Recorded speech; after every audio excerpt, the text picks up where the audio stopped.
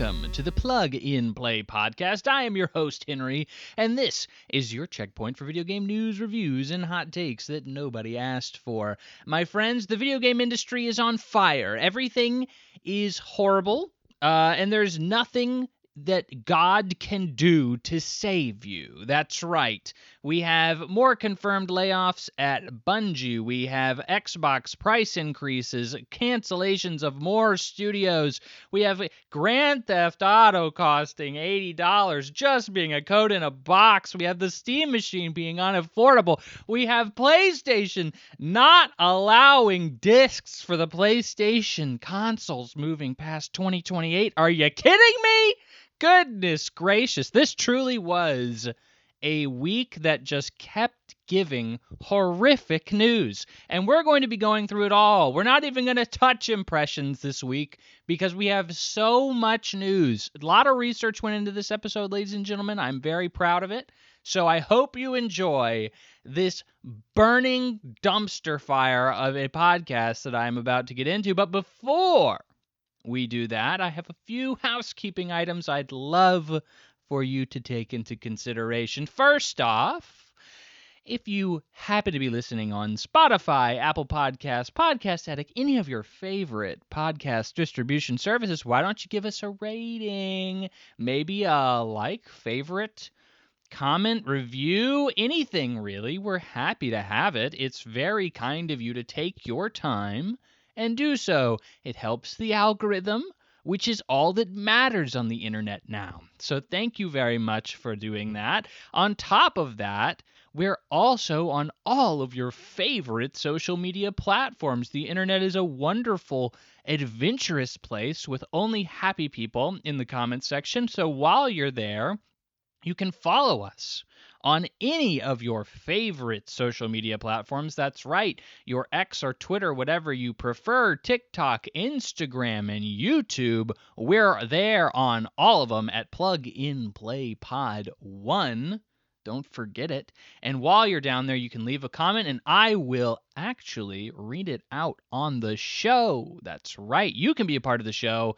If you read us, or if you give us a comment down there, we will read it out on the show as part of our Comment Corner, one of my favorite segments in the ongoing podcast episodes, along with an email address, which is pluginplaypodcast1@gmail.com. If that is too long for you, it is in the description. You can send a question there as well. If you're afraid other people will see it, I can read it privately and then read it publicly on a podcast. However your preference is, we have multiple avenues for you to engage. And while you're down there, there's also some timestamps, wondrous timestamps. If you don't like what I'm saying, or if you just want to hear me talk about something else, you have timestamps down there to just skip right to what you want to hear. It's a labor of love. I do it for you. And that is our housekeeping, ladies and gentlemen. Now, like I said, it has been a crazy couple of weeks here. Genuinely, every day I was like, oh, dang, this is going to be a crazy podcast. And then 2 days later, something would happen to be like, oh, dang, this is going to be a crazy podcast. And then another 2 days would go by and I'd be like, holy frick, we need to slow down. Like, there's not enough time in the day for me to do the research on these topics to then put them into the podcast. So here we are. We have like 5 different topics that are all absolutely horrific, some of which are cold turkey at this point. And I'm not talking about quitting cold turkey. I mean, they're just cold meat that you don't want to care about eating anymore because you only want to really eat the hot meat. That's what I mean by cold turkey. Obviously, the newest, craziest news out there, only a couple of days in the making, is PlayStation cutting discs. We're going to get into that, and I have a lot to say about that. I'm a big physical guy. I really believe in physical media. I really appreciate and prefer physical in a lot of cases. So I personally am going to have a lot to say on that. We have Xbox continuing. This is being recorded on a Friday. That tends to be where I try to record now, because I'm typically kind of busier on the weekends. But in this case, Oh my gosh. We're expecting massive layoffs for Xbox starting Monday. So the day after or the day before I would post this podcast, you'll be getting it on Tuesdays. And I'm probably just going to cut intermittently during that segment because right now we're not 100% sure on what the layoffs are going to be, and we're going to have very easy confirmation on Monday because that's when the financial quarter ends. So that's when Microsoft is going to start letting heads roll. We obviously have a lot of ideas on what is going to happen, but I feel like I'm getting into the news already. So I should probably start the podcast in, the general sense because here we are. We're already 5 minutes in. I genuinely think even without impressions, this is going to be a 2+ hour episode. So we're going to get into it. I will not, however, skip the comment corner. I do appreciate all of my viewers. Anybody who leaves a comment, I am very, very grateful, incredibly grateful. You think I'm not? You think you're just posting random characters onto a post on the internet for some weird another white guy with a podcast? Yeah, that's me. I know. But like, it means a lot. It means a lot to know that somebody actually wants to engage with what I'm saying, even if you just say something like, I agree. It's like, okay, cool. I appreciate that. That makes me feel good, actually. Most people don't say that. Most people say you're retarded. I hope you die, which is not as encouraging, but saying that you agree is very much so. In this case, we have an Instagram comment from Marcus.exe on one of our Instagram shorts, specifically the Xbox content. I posted a lot of Xbox shorts that did very well over the past couple of weeks, which, like Microsoft went through a bunch of, that was when they announced they were going to start cutting heads, letting people studios out the door. It doesn't look good over there if you're anybody who isn't Activision. Like that just it's not a good place to be right now. But a lot of people came and actually defended Microsoft in those comments. It was an interesting time because it was very. I always hear about people talking about Xbox fanboys. Xbox fanboys left and right. They're just nobody's gonna yeah, nobody can get through to these guys. They're all out there just defending Microsoft no matter what they do, no matter how bad of a decision they make, no matter how horrible it looks. They're out there and they're just going to defend Microsoft. And I'm like, I don't really engage with the people who are very hardcore into Xbox because I'm not a hardcore Xbox guy.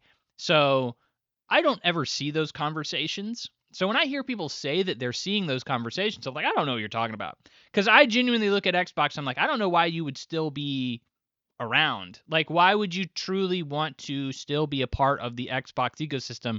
Not only would you want to be a part of it, but why would you defend it? Like, I can almost understand somebody being like, well, I've been investing in this brand for the last 20 years or my entire life or whatever the case is, and they have all of my games, and I kind of need this platform to survive because that's where all of my stuff is, which we're going to get into later with PlayStation and the whole disc debacle, physical killing physical. But, like let's say all of their digital and physical purchases are wrapped up into Xbox. Of course you need that to survive. Like you have thousands of dollars and probably thousands of hours of content of your life wrapped up in this particular service, in this platform. Of course you don't want it to die. So I understand somebody being like, hey, I really wish Xbox would do better. I intend on staying here because I'm just so invested in the ecosystem. I really can't leave. Like, I understand that. But that's not the comments I'm getting on these videos. They're typically like, hey, you're dumb. Like, honestly, I just love Halo and Gears, and as long as I have that, I don't give a frick. Like, I'm going to stick with Xbox till the day I die. And I don't understand that mentality. That is a hard, nostalgia play, as far as I can tell. Is you grew up with Xbox, you are attached to this brand because it is nostalgic to you. You grew up on Halo, you grew up on Gears, which is fine, and you are refusing to move to anywhere else or even recognize that Xbox is making mistakes. I think the latter is the problem. Like, you can stay there, that's fine, but just being like, yeah, dude, I refuse to acknowledge that there's problems here. I don't understand that. That is you are blindfolded in that ecosystem if you are truly like, oh yeah, there's nothing wrong going on over here at Xbox. But here, Marcus EXE, he leaves me a comment, and it was a point that I did not mention in any of my previous talks on the podcast about Xbox closing down all these studios. So he says, all the releases of smaller stuff on Game Pass failed miserably. You're right about Halo, and the Gears fan base has diminished because we haven't had a good game in 15 years. And now because Microsoft owns Bethesda, they are most likely going to spam Fallout, parentheses, which has also been diluted and bastardized since 2015, in parentheses, and Elder Scrolls, which, if Starfield is modern Bethesda, everything they make now will be garbage. Microsoft is screwed. Now, I typically choose somebody who has a conversation topic that is like typically disagrees with me, and I try to like kind of have a back and forth with their points when I do this comment corner. I find that to be far more, helpful. In this case, nobody really left a comment that was really debatable. It was just like, hey, Xbox is actually really cool and you suck. And I'm like, okay, I don't know if I can really engage with that intellectually. Here is a point that I did not mention, which is true.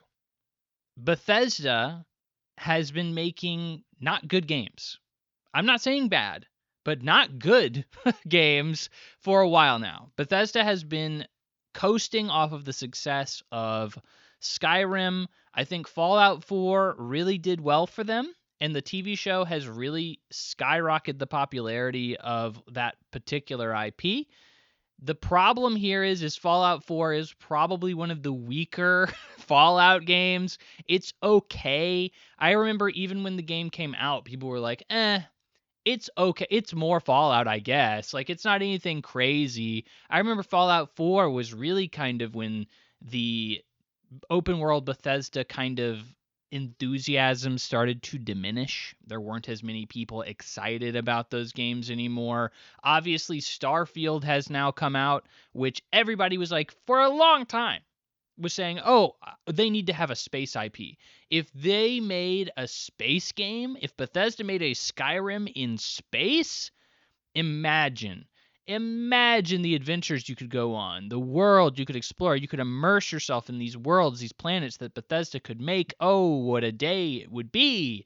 And then they made Starfield, and I feel like everybody collectively went, I mean, it's okay. I mean, it's not really the best game ever. I played it. I didn't really love it. I heard some people say they loved Starfield. I think the general consensus around that game now is it's fine. It's okay. They probably could have made it better, and that's not what you want to hear from the people who made Skyrim one of the best-selling games of all time. At one point, one of the most respected developers ever. Bethesda. You don't want to hear people go like, their next major IP, I mean, it is what it is. Like, that is really an underwhelming response. I played Starfield, and I did not fall in love with it. I played all the main faction missions and the main story, couple of handful of side quests that, weren't related to those that I was interested in. And I generally did not really enjoy Starfield. I've put 60 hours into it, and I felt like I've forgotten the vast majority of time that I put into it. It did not stick with me at all. And that's really unfortunate, considering I do typically enjoy Bethesda games, specifically stuff like the Elder Scrolls, Skyrim, Fallout 3 and 4. Like, those are games that I generally enjoyed, but I did not enjoy Starfield. So we have a problem here with Microsoft. Not only is Bethesda now trending downwards in terms of reception with these open world games that are also very technically dated. Bethesda hasn't updated their engines or anything in a very long time, and you can notice that a lot of these games are known to be technically broken. Not only that, but Microsoft is saying we need a lot more games. We don't need these 12-year development cycles or whatever the frick for these games anymore. We need you guys to pump these things out. So when you're looking at Bethesda and you're looking at, it's taken them over a decade to work on the Elder Scrolls 6. oh, frick. Like, they're going to have to start pumping these things out, and these things are already kind of a technical broken mess, and they're already kind of lackluster in a lot of reception. Uh-oh. You're going to pump these out regularly? You're going to try to annualize Skyrim? This does not look good. That is a very bad idea. I can only imagine that that is a house of cards that is waiting to be toppled. You are absolutely blowing on that house of cards when you tell them we need the cadence of these releases to be much, much faster. That's scary. So I think this comment touches on that point of, I think Bethesda is going to become a factory release. Like, we're going to have to churn these puppies out. And that is not going to be beneficial for Bethesda. It's not going to look good when all of their games, people start getting oversaturated. They don't like playing those games that are 100 plus hours anymore and are the same games that they've been making for decades and haven't really evolved. And maybe Bethesda gets shut down by Microsoft. Like, that's kind of crazy. I think Bethesda was already struggling financially prior to being purchased by Microsoft. A lot of their games had not been very successful, and here we are. I think it is I can't even believe I'm saying it, but it is very possible that Microsoft looks to cut Bethesda. Like, come on. Is it not crazy for me to say that? I feel like it's not. I feel like you could literally look at any studio right now and be like, I think Microsoft is going to can them. Like, I think there's a legitimate argument for literally any one of them at this point because they just seem to be jumping around, which we will get to later in the episode. So I appreciate you, Mr. Marcus.exe_ for your comment, and I encourage everybody else to leave one as well if you are so inclined. Moving on to the news. This has been, man, let me tell you, this is weighing on me. There is so much news. So much news, none of it good. All of it is being really hyperbolized. So people are very, very upset about all of this news. And so you're hearing a lot of bad stuff. And so that means, guess what Henry has to do when he hears all this bad stuff in the news? I've been doing it long enough that I have to do very extensive research on the topics because most of the time, people leave out details. They don't tell the full story, and they focus in on some things that maybe aren't 100% accurate because they're really angry and they want to make it seem like their anger is justified. And hey, I get it. I've been there. I want to be angry at things too. Who doesn't like being angry? It's fun. But in this case, golly Wally, this is a lot. This is a lot of news. So let's start with, this is not the biggest news topic because we've kind of already touched on it in the last episode, but we are going to refer to layoffs confirmed with 300 people cut from Bungie. As of last episode, Bloomberg or Jason Schreier has reported that they were looking to make cuts. And then, of course, after the last episode was published, they did. So now we can confirm that's right. 300 people are now gone from Bungie, specifically 292 people. But they were let go from the Washington headquarters. Most of these people were on the Destiny 2 team, which, from what I'm reading, almost the entirety of the Destiny 2 team was let go. So that team is just gone. A portion of the employees that were severed were supporting Marathon. This does not include contractors. It does not include remote employees or satellite employees at different offices. This is simply only from the headquarters that we're talking about, direct employees from Bungie. So that's why when we say 292, people are reporting 300. Well, they rounded it, sure, but probably more people lost their jobs than that because we're not including a significant portion of the workforce that was already there anyways. So what's new, right? Bungie has been floundering for a minute now. This is the only real silver lining in this story is Bungie is not dead. Like, that's it. But let's be real. One can argue that it should have been dead a minute ago. The only thing that really kept it alive was Sony buying it. Clearly, the company has been suffering financially for some time. It's been struggling. It doesn't even have any games in pre-production. Nothing has. It's all in incubation, which is prior to pre-production. Essentially, they're just kicking around an idea. They're like, what if? What if we made another game? It's like that's pretty much what incubation means. So, in other words, there is no future for Bungie right now outside of Marathon, which we have reported on the podcast prior is not really living up to expectations right now. The game has seemingly garnered a very hardcore fan base that really enjoys it. It's very interesting because when I hear people talk about Marathon, I hear, oh, it's one of the most intricately designed shooters I've ever played in my entire life. Like, oh, it's one of the most well-designed extraction shooters ever designed in eternity. Like, there's no better game out there than Marathon. When I hear people talk about it, I hear kind of talk like that. But then you look at reviews, and Marathon did okay. Not great, but not bad. It seemed that a lot of the onboarding was a problem. People seemed to be saying, oh, yeah, I didn't care about this game, or I thought this game kind of sucked until I was like 10 hours in. And then I had a moment that I was like, I understand the vision of Marathon. And I don't think that that's very good in setting up a major base, is to have like a really bad onboarding that requires 10 hours of the player to really get like an understanding of what's going on. So Marathon has been struggling to make the numbers that I think they needed, and I think that's why we're seeing these cuts now.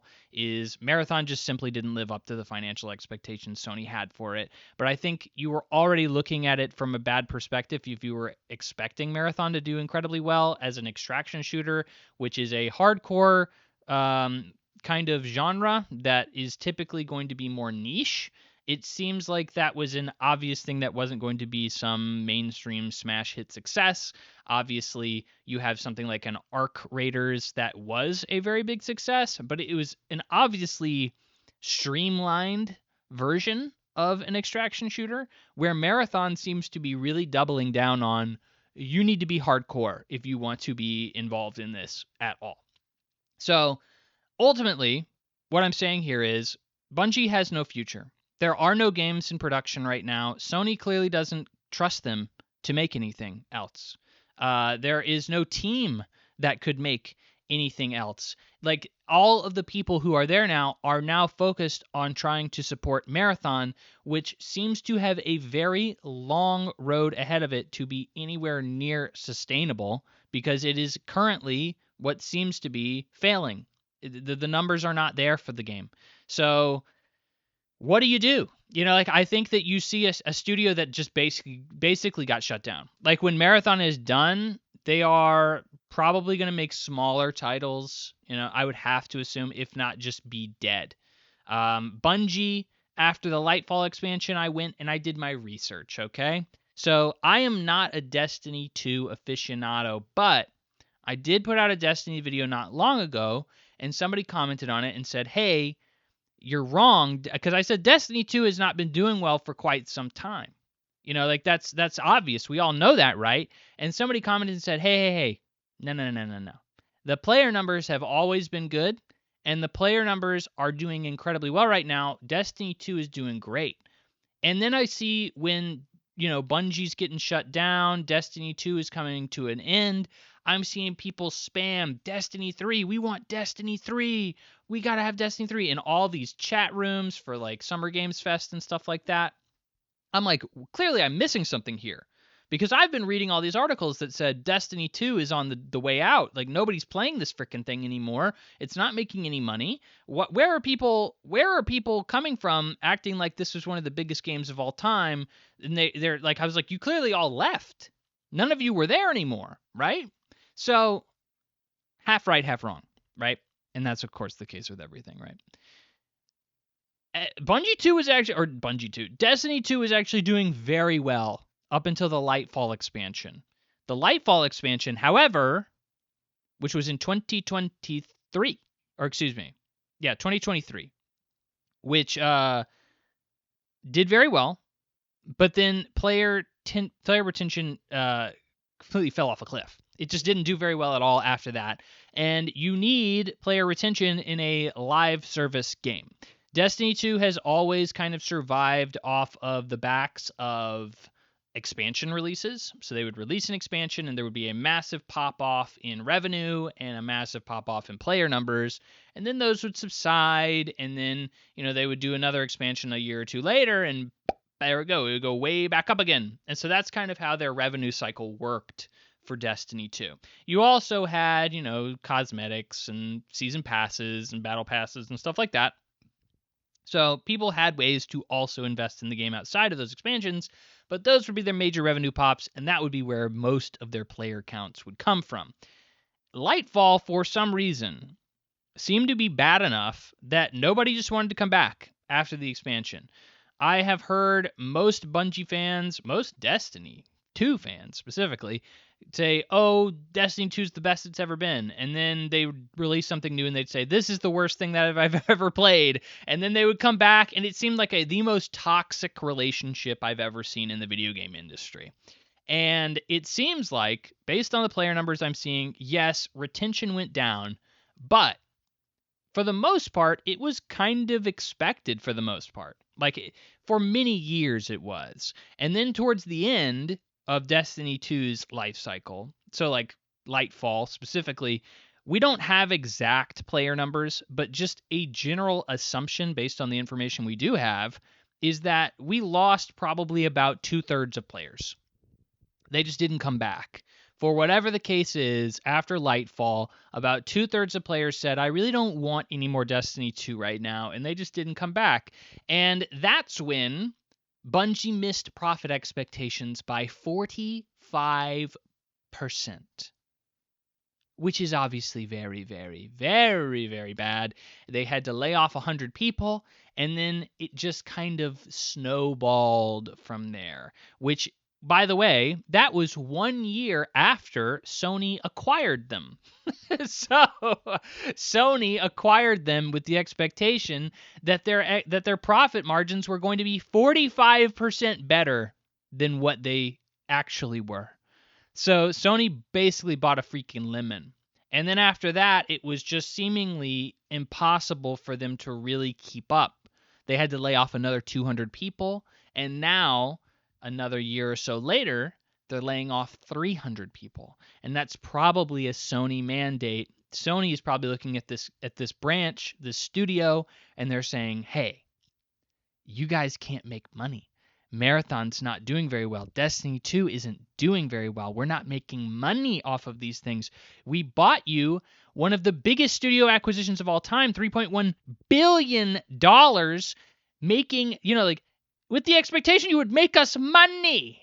And you aren't making us money, Bungie, so we're going to shut you down. Like, that is... You're not only losing us... You're not making us money. You are losing us money. So, very unfortunate, because I have a friend who actually texted me, Joel, if you're listening.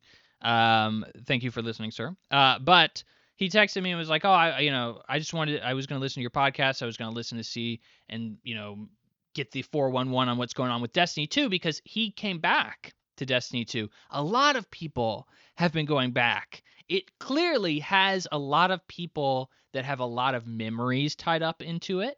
It has a lot of people who have, like nostalgia. I mean, this game has been around for over a decade at this point. It's been supported for over a decade. It's had very high highs. People have really enjoyed it.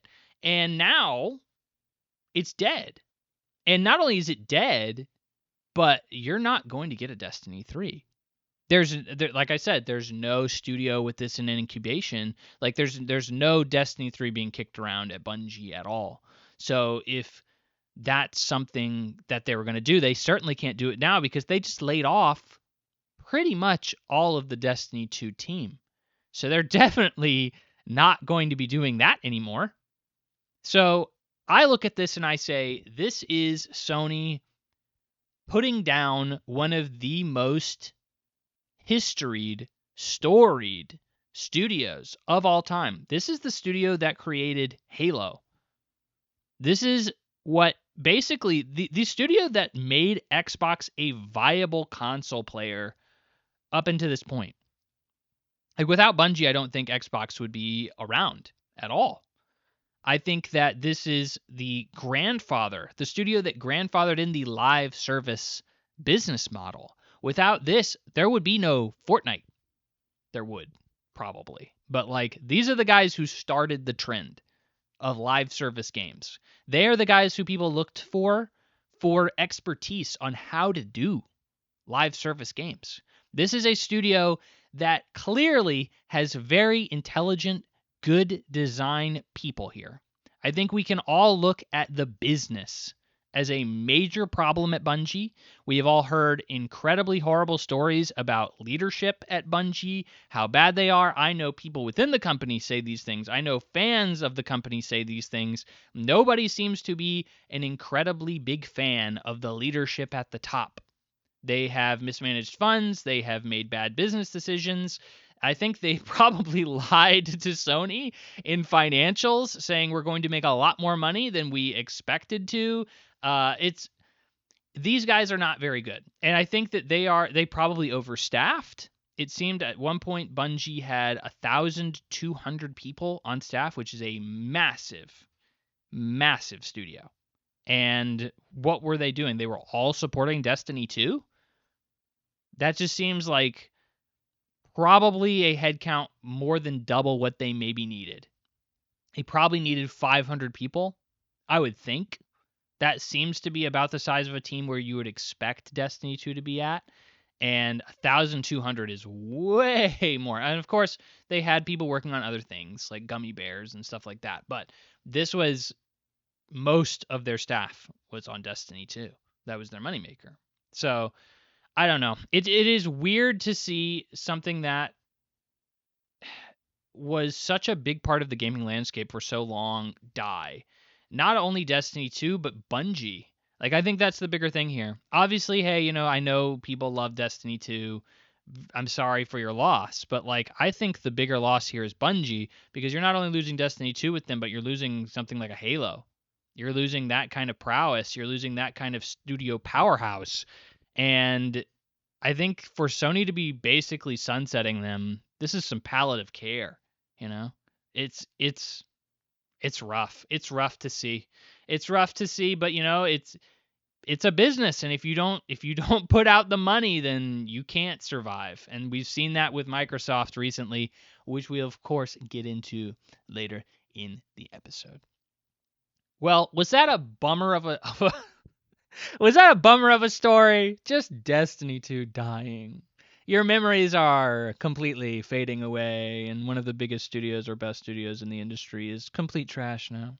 Was that not a bummer enough? Well, we're just getting started, ladies and gentlemen. That is only the beginning of this episode, so let's continue on. The next article we have is The Steam Machine will cost over $1,000. Whoa, my wallet can't wait to pony up $1,000 for just an HDMI cord that goes to my TV from my computer. Sounds like a good deal. Well, let's work our way through the pricing structures here, shall we? So a 512 gigabyte model is going to be $1,049.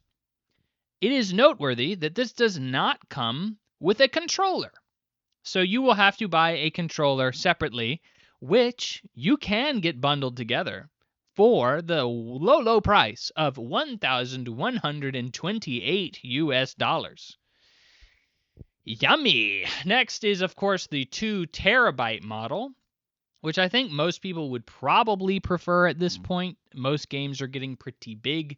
512 is fine if you only play a couple of games here and there and are willing to manage your hard drive, but you're probably going to want 2 terabytes just for the sake of convenience, unless you're poor. The 2 terabyte model without a controller will be $1,349, and with a controller, it will be $1,428. Wow. So we're going to read a couple of choice quotes from Valve that kind of give us an explanation as to why, because I think context is a very big part of this here. It's key to what we're about to talk about. So, quote from Valve: "We felt like we had a good understanding of how these costs might change over time when we first started sourcing them for the Steam Machine back in 2023. That understanding was born from the many years of data that we had about the evolution of PC hardware prices, primarily that it tends to get cheaper over time as new technology arrives, which of course we're all very used to. Consoles typically get cheaper with time. So you will probably remember a GameCube being $99 on store shelves at Walmart at one point towards the end of its life cycle, which was more than half of its original price. Now we're obviously seeing many price increases, which we will of course talk more about later in the episode. Component prices are skyrocketing, and it is getting to a point where even the manufacturers of these consoles cannot keep up with the prices, and so they must increase the price of the hardware themselves or take a significant loss, which is what Valve is obviously referring to. Continuing their quote, "Over the past year or so, that has changed quickly and significantly, with most visibly for RAM and storage components. There are a variety of reasons, all of which are affecting hardware products everywhere. The overall effect is that our original goal for the price of the Steam Machine is no longer viable. So the prices we're sharing today reflect the state of the world for manufacturing, or more accurately, it reflects the price of the components as we've secured them over the past 6 months. Price wasn't the only thing impacted by all of this. Availability was as well. There were periods of time where we couldn't source some of the components at all at any price. There were more than anything else. This has impacted the number of units we've been able to produce for launch." So, what we're saying here is everything has gone up sky high. RAM and storage specifically. This is, of course, due to the AI bubble, as some would refer to it as. We are seeing many data centers being popped up. People, specifically these bigger AI producers and manufacturers and storage and data and all that other stuff producers, are swallowing up the supply. So people like consumers simply just can't get their hands on it. The business behind this is, let's say Valve comes to, I don't know, NVIDIA and says, "NVIDIA, I would like 1,000 chips of your most hardcore processor," or whatever the case is, "for my Steam Machine supply. And we will be selling it at, whatever the case is, this price, and that's what we can afford to pay." And NVIDIA says, "Oh, Valve, well, that's a wonderful deal you have for me. But the thing is that Facebook, Meta, is over here, and they're willing to pay me 10 times that for the same processors because they need them for AI, and they see that they would be willing to make $1 billion, million, gajillion dollars off of AI in the future, and so they're willing to pay that right now." And Valve says, "Well, I can't do that because I'm selling to consumers, and consumers can't pay $1 million, bajillion, gajillion dollars for a Steam Machine, so there's no way I can actually do that." And they're like, "Okay, cool. Well, then we're going to sell to the people who give us $1 million, bajillion, gajillion dollars. That's kind of our MO." And it's like, okay, yeah, I mean, that makes sense from a business perspective, but because it is so cramped in the front of AI trying to take over everything and not enough supply for everybody else, we're kind of getting hit with the hard end of the stick here, which is these companies just simply can't deal with this. Now, here's the thing. Okay, so Valve has come out and said, "Look, we originally wanted this thing to be $750, or we haven't heard that exact figure, but they said specifically, we just increased the Steam Deck price, which they increased by $250. And they said, we kind of assumed that price increase was going to be like kind of what we added to the Steam Machine." So essentially, what they're saying is, it's $1,000 now. We were going to originally make it $750, which makes it certainly more palatable, correct? So here's the thing. Valve came out and they said, "Look, we can't subsidize this console." So this is where I start to get a little less generous with Valve, okay? So Valve comes out and says, "Hey, look, we can't subsidize it." All these other guys, they're subsidizing their consoles because they're taking a cut of every purchase that you make on this thing. So if you aren't familiar, you have a PlayStation, for instance. If you buy a PlayStation, PlayStations are still cheaper than the Steam machine. A PlayStation 5 Pro is about $900. So it's cheaper than a Steam machine. Why is Sony able to produce these things at a lower price? That doesn't make any sense. It's the same thing because they're subsidizing it. So they're actually taking a loss on you buying the console. You're like, Henry, why would they do that? Because every single purchase, they get about a 30% cut. If you get a Netflix subscription on there, if you buy a movie, if you buy a game, if you buy Fortnite V-Bucks, PlayStation will get 30% of every transaction made on their PlayStation console. So they're not really making money off of the hardware because they're getting you in. They're getting you into the vibe of buying stuff on their console. And then when you make, 5 or 6 purchases at $70, 5 or 6 games here or there, well, they made their money back. Not only that, but they probably made some more. Now you're buying V-Bucks and you're doing your Netflix subscription through PlayStation. Hey, now they're making money. So that's how the console business works, right?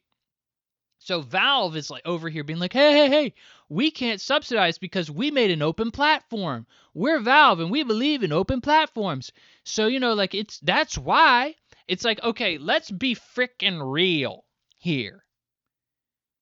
99% of the people who buy a Steam machine, which by the way, the purpose of it is to be a streamlined console experience for PC.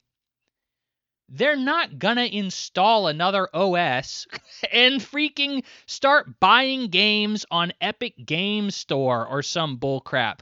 Ain't nobody doing that.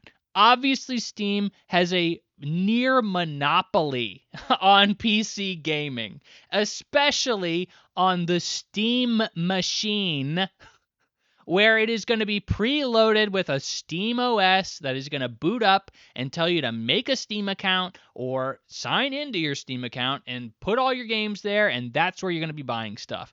Adoy. And guess what? Steam isn't some benevolent ruler who doesn't take a cut of purchases on their store either. So they're taking cuts from every purchase made on Steam as well, just like PlayStation. So guess what? They are like saying, we can't subsidize it because, we don't have a guarantee that people aren't going to buy games on Steam through this machine. Yeah, I guess not. I guess you freaking don't. But you have like a 99% guarantee. Like, I just can't imagine the vast majority of players would switch over to another gaming platform to play their games after buying a Steam machine. That just doesn't make sense to me. Most people who are going to be buying this are not going to be some hardcore PC gaming crowd. Anyway, at least that's not who it's marketed towards. Because let's be real, it's going to be more streamlined. This is a device that fits my lifestyle. Because I like PC. I like the ease of a console experience, the streamlining of a console experience. I don't want to have to deal with all the menus and getting things set up on PC. I have done PC gaming in the past, and there are some games on PC where I spend literally sometimes hours troubleshooting a game to make it run on my specific device. Sometimes those games are older normally, but in general, it can be a problem. And that's like, if it takes me 2 or 3 hours to do that in an evening, that's my gaming time. Like, that's beyond my gaming time in most instances. So like, I don't have the time to deal with that bullcrap. I would much rather start it up and just go. Have a good time. And PC gaming isn't always conducive to that.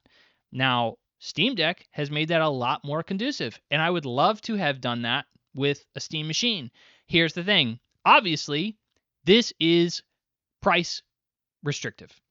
$1,000 for this machine is insane. Not only that, but this is a machine that is working at the same rate of power as a base PlayStation 5. Not a PlayStation 5 Pro.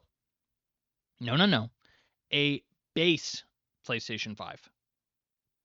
which you can get significantly cheaper, and guess what? Also will hook up to your TV. Now, obviously, you cannot play PC games with it, but if you are looking for power, which most PC players are, this is not that. Not only that, but you can get other hardware with more powerful specs for a lower price.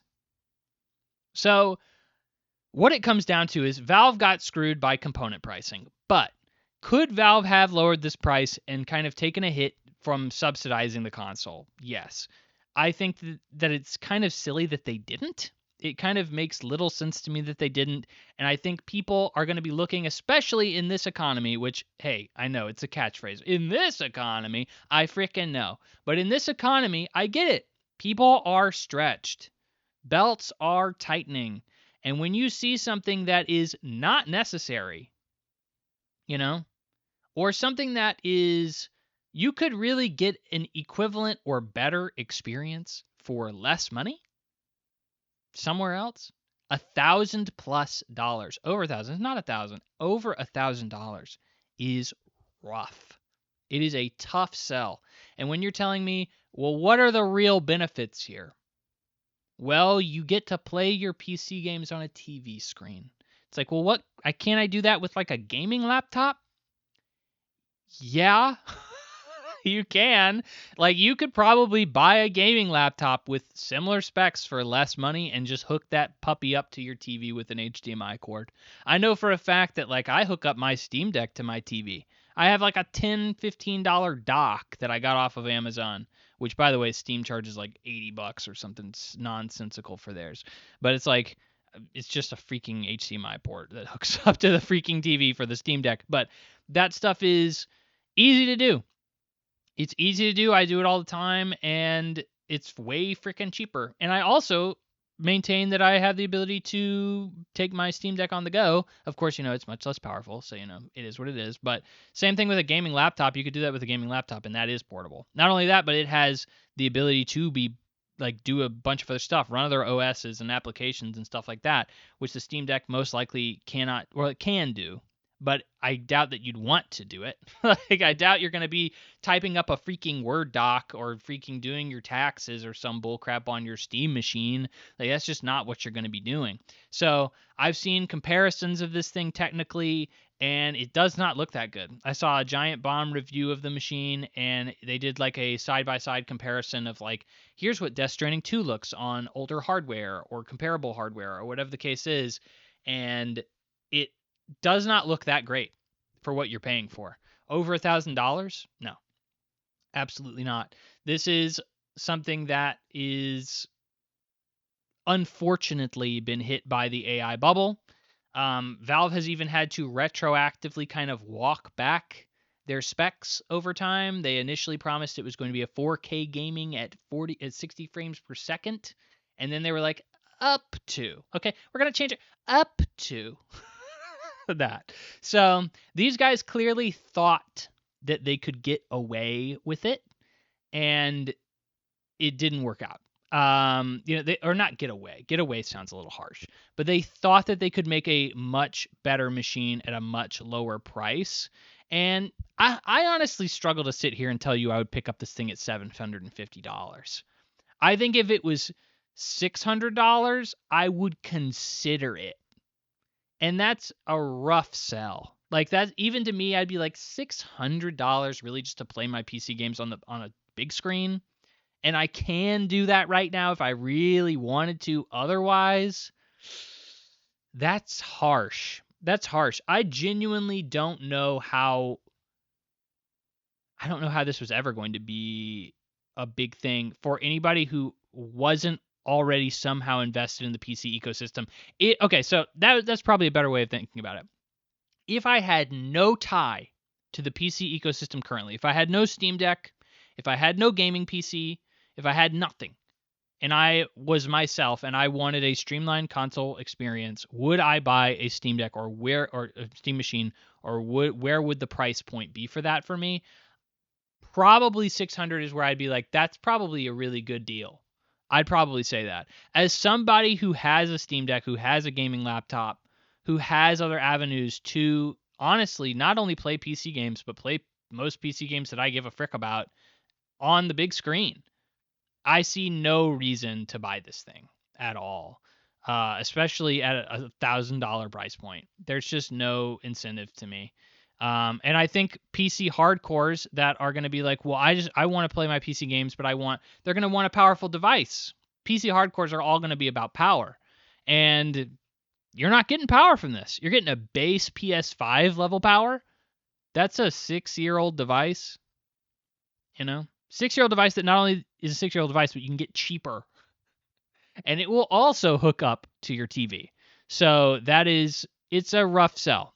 It is a rough sell in a lot of different ways. And I just cannot see this thing being a success because of it. Moving on. So that's the first story about prices that people don't like. We have a couple of more. All right? Give me a minute. We'll get to them. Before we get to that, though, the last two stories I have kind of intermingle with each other. They kind of go together pretty well. So I'm going to save those for last. They're also our biggest stories of the week. So this is the last story that really doesn't tie to that, which is Xbox. This just Xbox. Just Xbox in general. First off, because Xbox has been going through upheaval in many, many, many different ways. So let's talk about prices again, specifically console prices again. Xbox price increases again. Microsoft is raising the price of the Xbox Series X and S by $100 for 512 gigabyte models and $150 for 1 terabyte models. They will also be discontinuing the 2 terabyte models. As of August 1st, 2026, the cheapest Xbox Series X 1 terabyte model without a disk drive will retail for $750 US. With a disk drive, you will have to pay $800 for an Xbox, by the way. An Xbox, a console that has clearly been dying over the past few years. That's right. You can pay the low price of $800 US just to get in on the Xbox action. That's right. The cheapest Xbox Series S model will now cost $500. By the way, this is the value console. So the console that they have always been pushing as like, oh yeah, it's not as good, but it is what it is. This is now $500 with the 1 terabyte model going to $600. Fun stuff. This comes after Microsoft has raised the prices for Xbox twice in the past year. So this is the third increase in the last year. The latest rise means that an Xbox Series X disk drive model now costs $300 more than it did in 2020, while Xbox Series X is 50% more expensive. Remember when consoles got cheaper as time went on because component prices went down? Things got better. Components got more powerful. And prices would go down on lesser components. That doesn't happen anymore. Moore's Law is dead, ladies and gentlemen. 50% price increase. It is now a genuinely good investment to buy consoles at launch. You will be making money. If I took out all of my money in 2020 and I bought all of the current gen consoles, I would be making 50% more money on them now. I could resell them and make 50% of my money. That is insane. That is multitudes better than the S&P 500. That is insanity. That is insanity. In a statement, Xbox blamed the price increase on current component crisis, impacting the consumer electronics industry, which has seen all three major console manufacturers raise prices significantly. Quote, "We hoped another price increase would not be necessary, and we have spent the last several months working with suppliers on options. Unfortunately, console storage and memory prices have increased more than 2.5 times, and we expect another doubling by fall of 2027. This is from VGC, by the way. Ladies and gentlemen, if you want a console, if you want anything with a chip in it, buy it now. Buy it now. If you need a refrigerator, if you need a smart refrigerator that has a chip in it, go out and buy it now. These things are not getting cheaper. Microsoft is now saying, we expect these prices to continue to go up. Not even in a small form. Another doubling, another 2 times increase by one more year, a year and a half. That's crazy. It means we're going to see more price increases from Nintendo. It means we're going to see more price increases from Sony. It means we're going to see higher price increases from all those little handhelds that you're expecting. It means that we are going to see all of the next-gen consoles, because the PlayStation 6 is expected to come out probably 2028 is what we're kind of seeing here, now that we know about the disc thing. That's going to be easily way more expensive than what you ever would have considered. It's probably going to be $1,000 plus, and which is the most expensive any console has ever been by a significant margin. And it's a really bad time to be strapped for cash in the gaming industry. At this point, I'm looking at any of these particular situations, and I'm saying, one, you need to get in on this now. Like, if you ever want a console at this price, or if you don't want to pay more for a console than it is currently, you need to get in now. And two is we are getting to a point where people are getting priced out easily. I mean, Steam Machine being $1,000+. Xbox is going up and up and up and up and up. And I think that a lot of it has to do with the business decisions they made. I think they probably got out of line when trying to secure processors and other components, and they had to get in at much higher rates than their competitors. And at least that's what I believe I've seen reported. And that means that they're paying exuberantly higher prices for this stuff than anybody else in the industry. And that's why you're seeing 1, 2, 3 price increases in the past 12 months from Xbox. And you're probably going to see more, because they're even saying it. Like, we're expecting to see another doubling of this nonsense by 2027. Hopefully, pray to God that supply meets demand at some point by apparently 2027, end of 2027. And if you are expecting to have some kind of, unless you're expecting to have some kind of windfall of cash between now and then, it's a problem. At this point, Xbox is in deep trouble. Because how are you going to sell somebody on an Xbox for, at a minimum $500, and that is a gimped version of the experience, significantly gimped for $500. You're really looking at like a normal experience. You got to sell somebody on like a $700 console, $800 console. Dude, I don't think somebody could freaking pay me to take an Xbox right now. Like, it's not looking good over there. This place is falling apart, and you're telling me you want me to buy a console? Not only do you want me to buy it, you want me to buy an expensive freaking version of this thing. Like, that's rough. That's incredibly rough. So, we're continuing to talk about Xbox. Why should you get an Xbox? Well, let's talk about it. Arcane and Undead Labs have been added to the long list of closures, along with canceling the Blade game from Arcane. Apparently, the Blade game itself slipped internally to 2027 and is running over budget, making it a prime candidate for closure. Arcane also is a studio that has not been doing very well commercially. So Deathloop did fine.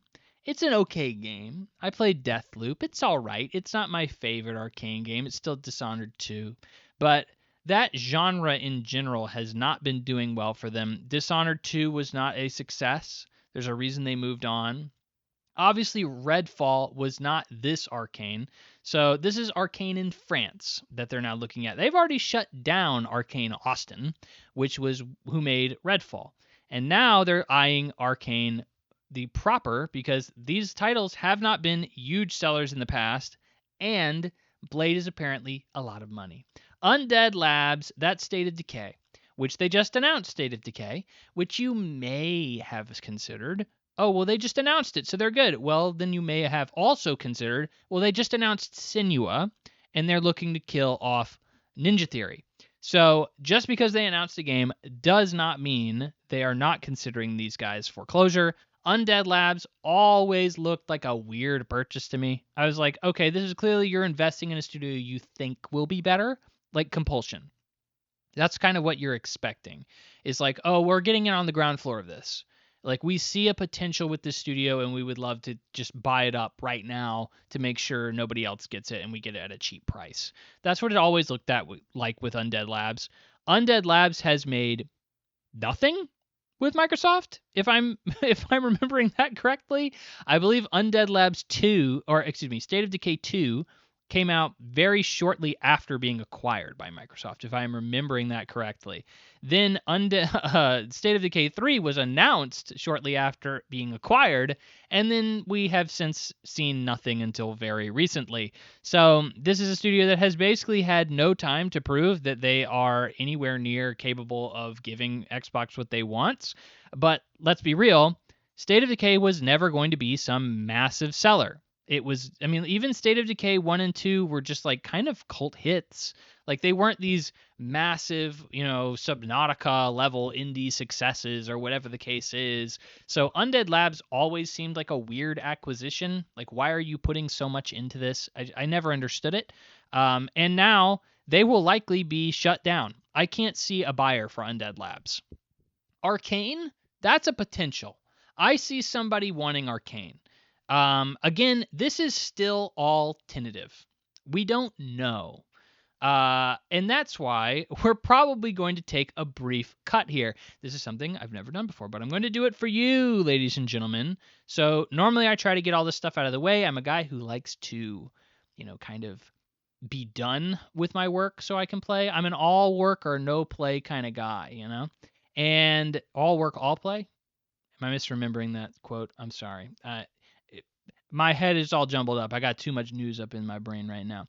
But anyways, I work very hard and then I don't. So in this case, I am wanting to get the podcast done, but we know that the layoffs for Microsoft are going to be confirmed on Monday. Currently recording on a Friday, like I said. So we will have all that news drop on Monday, and I will cut back in here and confirm what we have seen. How about that? Does that sound good to you? Does that sound good? I think it does. So we're going to do some movie magic here, and I will see you. Well, how about this? If we learn about the layoffs, I will see you right now. And if we don't learn about the layoffs on Monday, then you're just going to hear me continue to talk. How about that? Okay. So in 3, 2, 1, we're going to fast forward to future Henry, or maybe not. Breaking news at this hour. That's right. It's me, future Henry. I'm here, or I would say back, but chronologically I'm just kind of in the mix, I guess. I'm not really back. So anyways, I am now coming to you from Monday. And that's right, fresh hot off the presses, we have Asha Sharma confirming what we already knew was going to happen. So massive layoffs at Xbox. Studios are no longer going to be associated. However, we're going to get into the nitty gritty here. It's actually a lot better than what I would have expected and what I think anybody expected.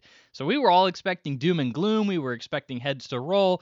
Nobody was going to be happy here. This is a nightmare scenario for all of these major studios that Xbox has acquired over the years. And honestly, let me get into the headline here, because I don't think it's as bad as what I was expecting.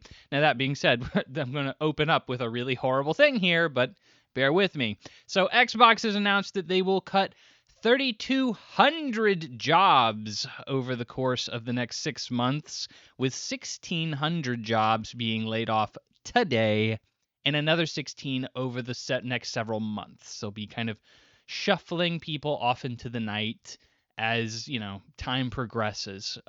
That's about 20% of Xbox's total workforce, which is pretty insane. So a very big difference here. A lot of this is due to management restructuring that they're expecting to go over. They think that everything's kind of bloated. I think that is a nice way of saying we're going to try to have AI take over a lot of these roles, but no way of really knowing that. Asha in her letter states that there are sometimes 14 chains of management that takes, one decision, that makes one decision go through. She's saying, hey, if we can make it 3, that's what we're kind of aiming for, 5 to 3. So we're really trying to slash the level of management here so we can make more decisions and get things through the pipe a lot faster, which, hey, sounds like a good thing to me. I mean, a lot of people losing their jobs isn't necessarily a good thing to me, but I understand from like a very hardcore business mindset why she would feel that way. So I get it. So now on to the more so what we kind of already knew was happening, but what are the details here? So studios will no longer be associated with Microsoft. Now, I am very careful with my wording there. So what I have been saying for a while now is they'll be closed. Somebody's going to die in this culling that Microsoft is going through. No studio has been shut down. Not a single one.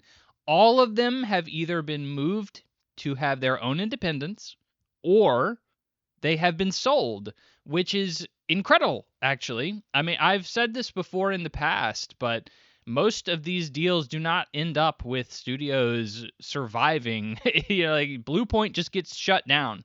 You don't find a buyer for Bluepoint, you just shut them down, that kind of deal. So what do we have here?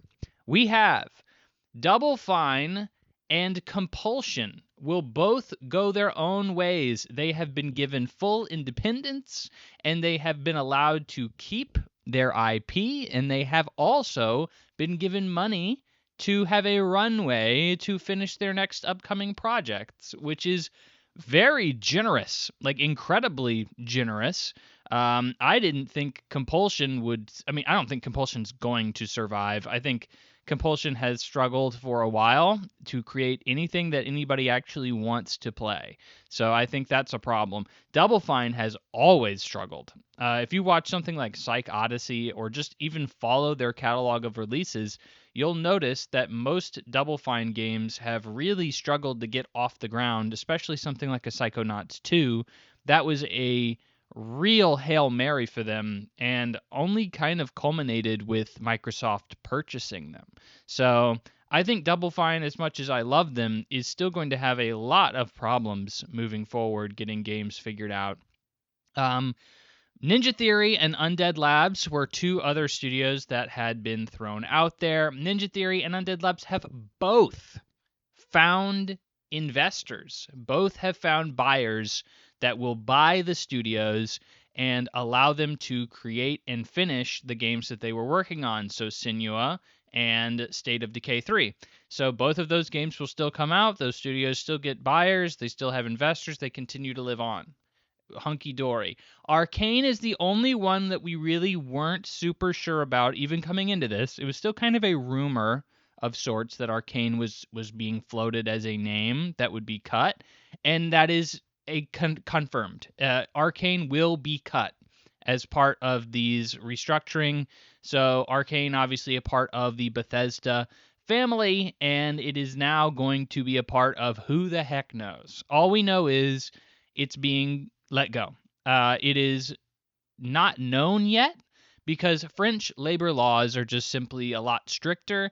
So they can say we're trying to get rid of it, but they can't actually say what's going to happen because they have to say and prove that they've gone through attempts to keep the studio and make sure everything's, A-okay before they get rid of them. And there's a lot of legal red tape that the French government requires of Microsoft in order to get rid of them. So that's why there's nothing specific there, but they have announced intent that they are getting rid of Arcane. They have not canceled any of these games. They still expect these games to come out. No games were canceled as part of any of the restructuring. Going back to Bethesda, speaking of Arcane, so they have officially come out and said, we will not allow you to work on anything else outside of your major franchises. If you're not a Fallout, an Elder Scrolls, a Doom, Quake, or Wolfenstein, which are the franchises that they specifically refer to in this letter, then you're not working on it anymore, which I honestly think is kind of appropriate. Like, I don't actually disagree with that. I think that, and people don't like to talk about this, but Bethesda was having problems before being bought by Microsoft. A lot of their games were not doing well. You had your Evil Withins and stuff like that that just simply never really took off, never sold very well. Maybe people enjoyed the games, but in general, not very many people were like buying it. I think that's a very different categorization of success, whether people enjoy it and whether people buy it. But those are it's interesting. Quake is kind of left on the list as one of the major franchises. But beyond that, I think that Bethesda has not had a very good track record unless it is one of their major franchises that have kept the series afloat. So yeah, tell them to stop doing that bullcrap. Don't make another, whatever the frick it was that made it got a 3 out of 10. I can't even remember the vampire game from Arcane. Obviously don't freaking do that anymore. You're done. Like, just focus on what works. So I get that. And then the last kind of major thing I think is worth noting is Sharma basically said, hey, guess what the two things that continue to make us money no matter what are? That's Minecraft and that's King. So the people who make Candy Crush. So they are going to start reporting directly to me. They're our biggest tentpole things here now, which, hey, I mean, good for her. I mean, like that's really unfortunate that she calls out the two things that I think the hardcore community just simply could not care less about is the Minecraft game and the Candy Crush creator. Like, that is, it's not like Call of Duty was the ones called up and like, Call of Duty, you're reporting directly to me. Like, no, because Call of Duty doesn't always like succeed. Like we saw last year, Call of Duty has issues. So Minecraft is a guaranteed moneymaker. King is a guaranteed moneymaker. She wants to turn them into platforms, and more so, she wants to like make sure that these things are maximizing profit, which I don't think Minecraft certainly is. She wants to try to turn it into a platform. If you're going to turn something into a platform, it seems like Minecraft is the thing to do. It's like the closest thing to Roblox that they have in their platform or their portfolio. So like that kind of makes sense to me. So all in all, let's talk about this. All in all, the Xbox layoffs. What do I gather from this?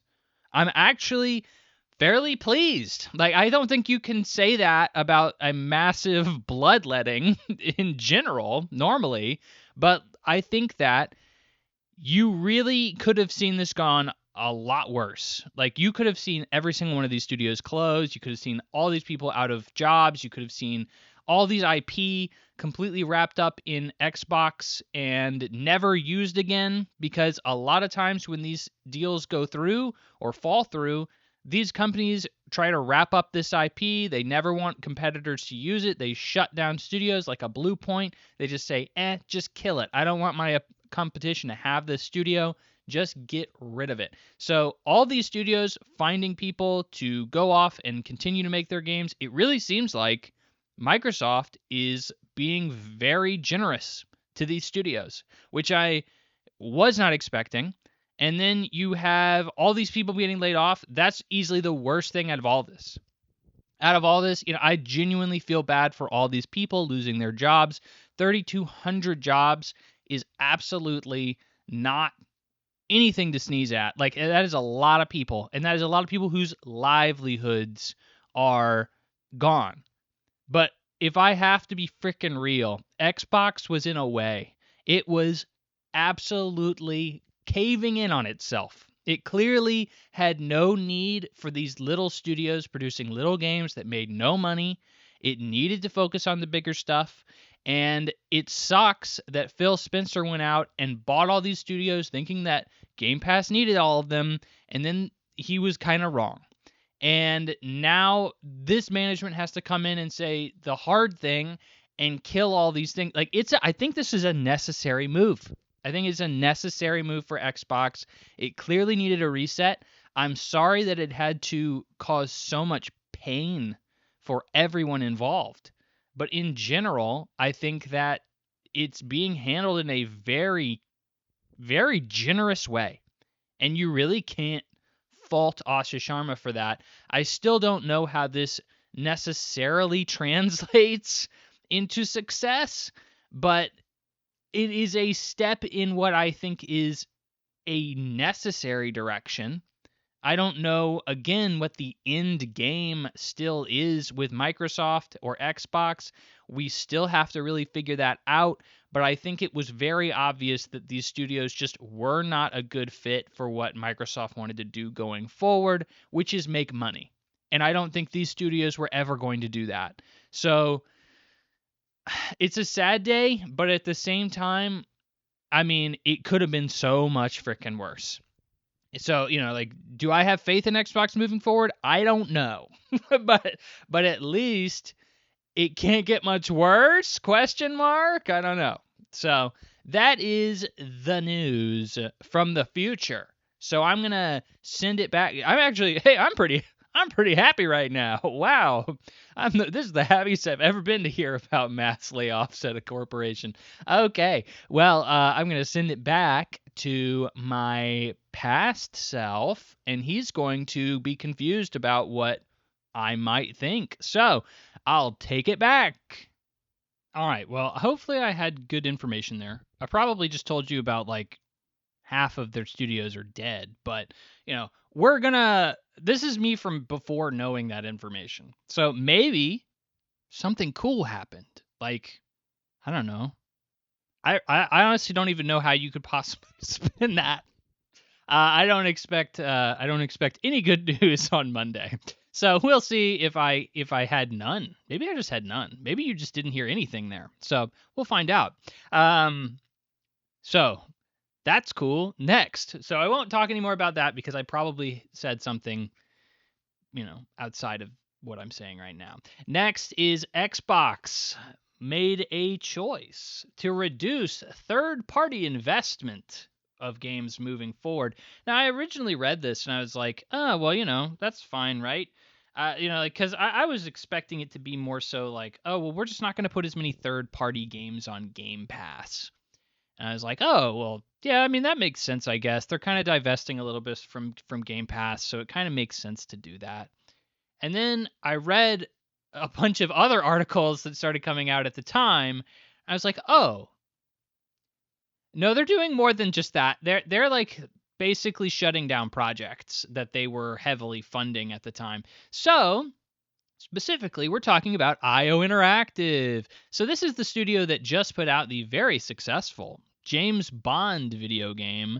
They have had to undergo massive layoffs due to Microsoft pulling support for their new Project Fantasy IP/game. IO, I think, as a developer, has clearly cemented themselves as a very talented one after James Bond. It was a game that I think a lot of people were looking at skeptically because they've only ever really done well with Hitman, and people were like, oh, well, can they diversify at all into other kind of games? Can they kind of expand a little bit? And clearly James Bond, the answer is yes, absolutely, they certainly can. In this case, Microsoft didn't seem to agree. Microsoft felt the need to pull back from this particular project. And in all honesty, I kind of get why. Like, what does Microsoft truly get from these games? It doesn't help their broader goal now of really expanding their platform reach. Like, I think that is what they want, is they want people to buy an Xbox. And what is a third-party game going to do to truly help that? And you could say, well, it would probably be an exclusive. I would probably argue it would be a timed exclusive. And it's probably a lot of money for them to put into making a IP. And I think a totally new IP. And not only that, but I think it proves that it was a lot of money Microsoft was handing over to these people, because basically they had to completely shut down the project and let go many people, which means Microsoft was funding all of it. Like, without Microsoft, it simply wouldn't, it's not possible. And games like that of that size are simply too big for any other investor to come in and probably help. So this is collaborated with, other developers, specifically the former director of the Assassin's Creed series, or the newer director of 1666, that witch game that was shown off at the Game Awards, you may remember.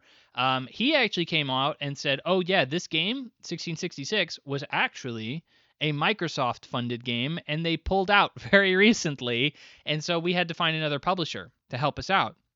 Which, I don't know. After playing that demo, I would agree. You probably should pull out of that. I would say the IO one is far more eye opening there. It just seems like they've only made games people like, and they've proven themselves now, especially with the release of James Bond, that this was a potential big win for them.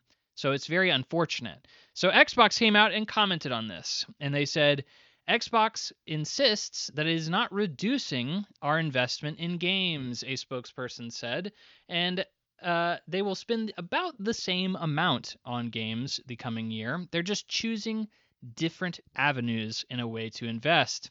In the same time frame, Sharma sent out a surprisingly candid note. This is, by the way, this is a quote from VGC. This is where I get most of my news from. So Sharma sent out a surprisingly candid note to staff in which she shared, quote, realities that we need to navigate, unquote, claiming that Xbox's revenue had declined nearly $500 million in 5 years, and hardware costs were up 4%, and its studio system overextended. So, it's hard for me to believe that we're not reducing our investment in games. So it's possible, but it does seem like what Xbox is saying is we want to invest in very high return games. We want massive gangbuster IPs. We want to have a Halo that brings people back. We want to have a Gears that brings people back. And I have gone on record recently and saying that just doesn't seem like that's going to happen. Halo is a dead IP, or not a dead IP, but a floundering IP. Gears is a has-been IP as well. You have Forza, which is still out there, but I think doesn't really necessarily compel a lot of people to buy an Xbox. It's certainly not a hardcore fan base game. It's more so a casual game. Same thing with like a Call of Duty, which you can't even put on other consoles. So this is, in my opinion, a harsh reality of, well, they're probably trying to really invest specifically in like a few handful of titles, which is very, very different than what Phil Spencer wanted to do. He wanted to make a million little baby titles that came out and supported Game Pass. And now Sharma's like, well, that clearly wasn't really moving the needle. And if we want people to see a need to come back to a console, we need to give them one. And a bunch of little reasons isn't normally going to do it. It's a big reason. Typically, when you hear this is a console seller, GTA 6 is a console seller. You hear this is a very, very big game. You don't hear, oh, well, I bought a console for freaking Silksong. Not really. You don't really ever hear that. That's a smaller game for a niche audience. Most people can do without it. Sure, maybe you're going to move the needle on a few people, but it's going to be really hard to do that. Not that many people are going to want the game. So it's what am I saying here? Well, we have a more expensive console. So now the barrier to entry to even getting in on this platform is now cost prohibitive. You now have all of the studios at Xbox scared out of their minds that they are about to be chopped at any given moment. So now you have all these people running around scared at trying to make games. Not the best environment. You're losing a lot of the studios that a lot of people really liked at Xbox. you're also losing all third-party investment. So other games now are being hurt. Like this is a horrible PR debacle for Xbox that continues to roll and roll and roll on for a seemingly unending amount of time. And we're going to get more on Monday. We're going to hear more about who's actually going to get cut because we don't firmly know that yet, which I shouldn't speak on because I hopefully already did. But in this case, it really makes the PR tour that Asha Sharma made, like changing Xbox to Xbox and, like all that other bullcrap that she did to try and appease fanboys and make it seem like I'm listening to you. We'll do what you want, Xbox fanboys. We love you. I'll give you a big fat kiss on the forehead because I'm your mummy and I love you. Like that kind of mentality, it is unfortunate because it is now being completely undermined by all of the horrible stuff she's doing. And I would say that the horrible stuff she's doing is far outweighing the like, oh, well, I rebranded the Xbox logo. Doesn't it look pretty? Isn't it a pretty Xbox logo now? Don't you like the Xbox logo I made for you? Oh, I love you so. Like I don't think that that's really offsetting. Well, I shut down Double Fine. Oh yeah, Arcane, that studio's dead. Did you want to play Blade? Too bad. Like I don't think that is an equivalent exchange, let's say. So this is rough. This is rough. I would say we're not done hearing the bad news from Xbox. We're going to keep hearing the bad news. This is I mean, I don't know. It's just not looking good over there. It hasn't been for a while, and I don't know. What do you say to somebody who wants an Xbox now? Like, do you need help? Like, is this a cry for help? Hey, friend, I'd really like an Xbox. I was considering investing in the Xbox ecosystem. Sir, are you okay? Do you need therapy? Are you going through something right now? Should I be concerned for your livelihood, your life? This is it's just bonkers out there. I'm genuinely concerned to see what Xbox can even do. I think it's doomed. I genuinely think it's easy for me to sit here and say that, right? Like there's just nothing can ever happen, but like maybe one day they'll produce the greatest game of all time. They'll make the greatest game ever and it's like, "Oh, well, there you go. It's enough. It's enough for me to want to go back and buy an Xbox now." Or they'll make like 500 of the best games ever. Maybe. I don't know. It's unlikely, but it's possible. But it just seems like you missed the boat. You missed the boat. I think at this point, people are just entrenched in the ecosystems that they're entrenched in. They've bought the games and associated them with libraries that they already have. And if you aren't there, then you are dead to them. That's just the way it is. So, let's move on, right? We still have the two biggest news topics of the episode to get to. That's right, ladies and gentlemen. My favorite two big news topics. And they go in conjunction with each other. So let's go chronologically, shall we? GTA pre-order bonuses and Ultimate Editions go live. For the low price of the Standard Edition cost, you can get it for $79.99 US, with the Ultimate Edition being 100 big ones. That's right, one Benjamin Franklin will get you access to the Ultimate Edition of GTA 6. Now, you may be asking yourself, Henry, okay, base game, $80. Cool. We've already kind of seen that happen with freaking Mario Kart World of all games. But okay, great. $80. Ultimate Edition. What is coming? What's with that? What's going on with that? What do I get for my extra $20 US? I'll tell you. The Ultimate Edition will contain cosmetics, vehicles, weapons, and shops and missions not included in the base game. Okay? We're going to get into that in a minute. Okay? Because that was a big controversy. People are basically saying this is like undeniably needed content that it's crazy that they took out. We're going to get into that in a minute.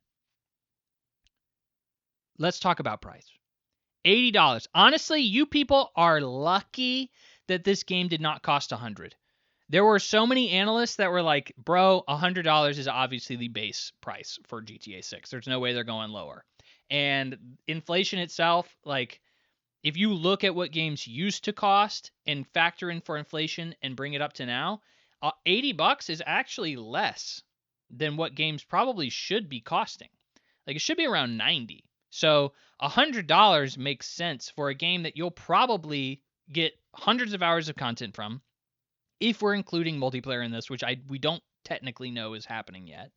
And will probably be the most polished, most fully realized video game world ever created.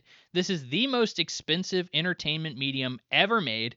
Billions of dollars have gone into the development of this game. One of the most successful studios and one of the most talented studios on the planet. There's just simply no ifs, ands, or buts. Like, this game will easily give you your money's worth for $100. Okay? Easily. So, what's the problem here with $80? Well, I'm just not used to $80. Heck, you're not? Okay, this is not the first $80 game. Okay, we had Mario Kart World. Oh, but Henry, Mario Kart World technically could have been bundled with the Switch too, and then it would have really been like $50, which is probably a more applicable price for that game. Yes, that's accurate. But technically, they ripped off the Band-Aid. It was an $80 game. That's just flat out an objective statement. We've had an $80 game before. Other publishers have kicked around the idea of $80 games.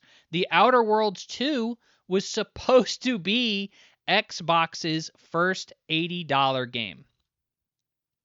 The Outer Worlds 2. Come on.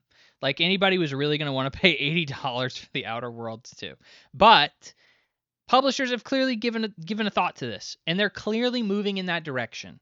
Okay, I get it. $70 feels like it just happened yesterday. Okay, I understand that. And $70 is a lot. And if you buy games day one, yeah, dude, that's a lot of money to drop down on a game. But if you are true, most gamers do buy games day one. So most of you who are listening to this pay the $70. You don't wait for a sale. So if you are one of those people and you are looking at this game and you're saying $80 is just too much, bro, that's $10 difference from what you're normally paying for a game. Not only $10 difference, but $10 difference for a game that is likely far better than games you've spent $70 on in the past. Almost objectively, I am willing to bet that you've spent $70 on a game that's probably nowhere near as good as GTA 6 is going to be. So, why are we complaining? What is the problem with an $80 game here? Okay? That's what I would start this with.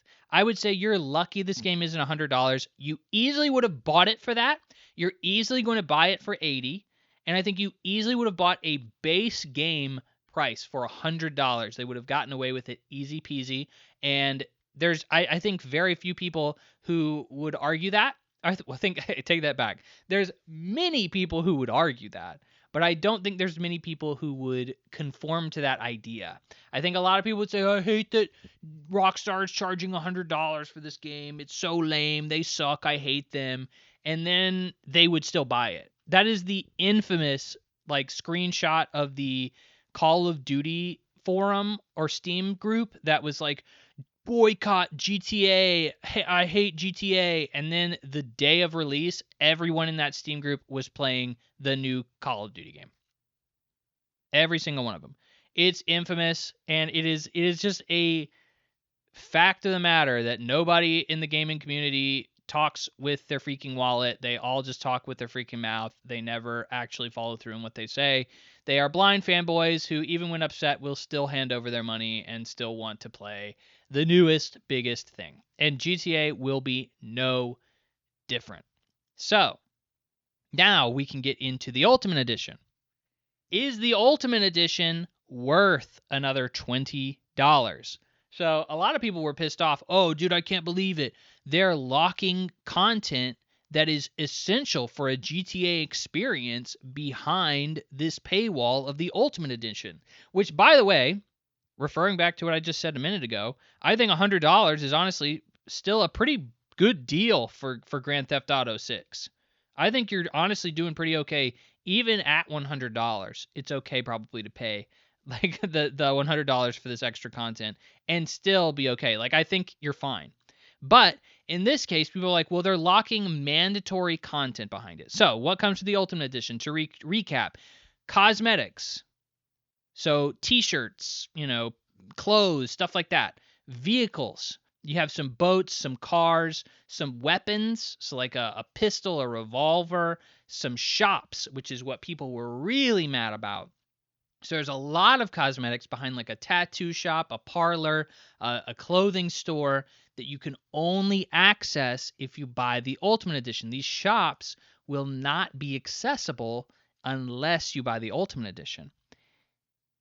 Bro, if that is truly what you're upset about, bro, I'm sorry. I don't care. Like that is so beyond me caring. I don't care about necessarily cosmetics in any game. Like, I mean, cosmetics are fun, sure, but do I really put a lot of emphasis on like, well, if this game doesn't have great cosmetics, if it doesn't have an infinite amount of t-shirt options for me to, or hairstyle options for me to customize my character, I don't want to play it. Like, that's a necessary part of the game for me. Absolutely not. 100% no. Like, there are many games where I have a default outfit and a default hairstyle for the vast majority of the game. I have no ability to change it, and I have no issue with it. I don't give a frick. And I get it. People want to LARP in GTA. That's like half of the experience, is you want to kind of insert yourself and do crazy stuff. I totally get that. I don't think I need to do that for the single player, though, and that's where all of this content is being locked behind. It's all single player content. So while it's nice to have the option to customize your character, I don't need it. Like, I don't care. I don't really care or need to pay an extra $20 to just customize my character. By the way, these are not the only shops in the game. I guarantee you there will be t-shirt shops and all that other bullcrap that are available to players outside of these shops. We don't know that, but even if people are saying there's not, they don't know that. So we're jumping the gun here, but I have to assume that there are cosmetics you can unlock in the game and you can purchase outside of these shops. If they truly locked all cosmetics behind the paywall of the Ultimate Edition, yeah, honestly, that's probably messed up. But even then, I would say I don't give that much of a frick, personally. But, like, I don't think that they have locked everything behind a paywall. So then you have missions, and I put that in quotes. It's a mission. Based on what I read, it's a mission, and it is basically a mission to go and refurbish older vehicles. So there's apparently a character that runs a select group of side missions that you can interact with, and he will ask you to go get a vintage car or a vintage boat or something like that and bring it back, and then you can access that vehicle. So in my personal assumption, this feels like a throwaway mission that I don't really care about, because I don't care about collecting vehicles in the game. I don't care about collecting boats. And unless these are like, if they were like, oh, it's a crazy story mission where you learn about the backstory of one of the main characters in the game or one of the main side characters in the game, and you're gonna be doing crazy stuff in it, I'd be like, okay, well, maybe that's enough to really pique my interest. When it literally sounds like you're gonna be told, go from point A to point B, get this vehicle, and come back. I think that sounds like I can pass on that. I don't need it. Oh, well, you unlock these exclusive vehicles if you do it. I don't give a frick. I don't care about cosmetics or, vehicle. Most of the time in GTA, I run up to the closest car that I can hijack and just take it. Like, that's it. I don't really think about it too much. Like, it's not like, oh, I need the best car to drive around San Andreas in or whatever the frick. Like, that's not how I play these games. So to me, this is not necessary at all. Maybe to you it is. But to me, I see no reason that's really going to incentivize me to pay this extra $20. Is it a gimped version of the game? I think you can make that argument. But to me, it's stuff that I think is optional enough that a $20 upgrade charge is honestly fairly within reason. And I don't see I don't see the reason to like freak out about it at all. Here is something that maybe you should be able to freak out about. So, shortly after this was announced, the Ultimate Edition, it was announced that GTA will not include a disc at launch. Yikes. Okay, so this is just going to be a code in-box game. Literally, you'll open up the box, and there will be a slip of paper, and it will say, input this code into your PlayStation, and then you will download the game. That is how GTA Physical will work. So, not much of a physical if you consider it anything. If you consider that physical, I mean, it's a physical piece of paper, but like it's not really physical. So, over time, people kind of went back and forth on this, and they were like, oh, well, somebody reported, oh, there's going to be a disc at launch. It's just going to be like a month later. Like it's going to be in December. And it's because, oh, well, GTA they don't want anything to leak.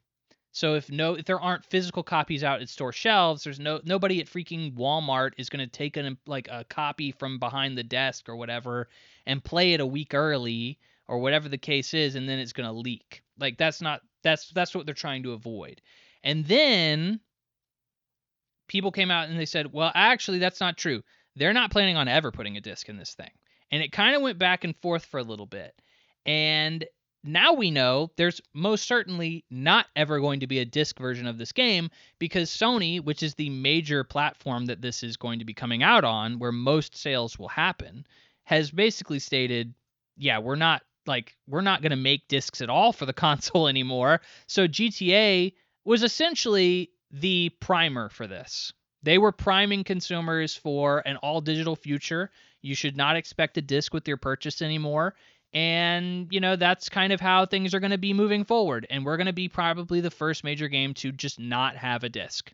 Okay? So, no disc at a physical edition. I would be talking about this extensively if it wasn't for Sony dropping the news that they were going to go to an all-digital future.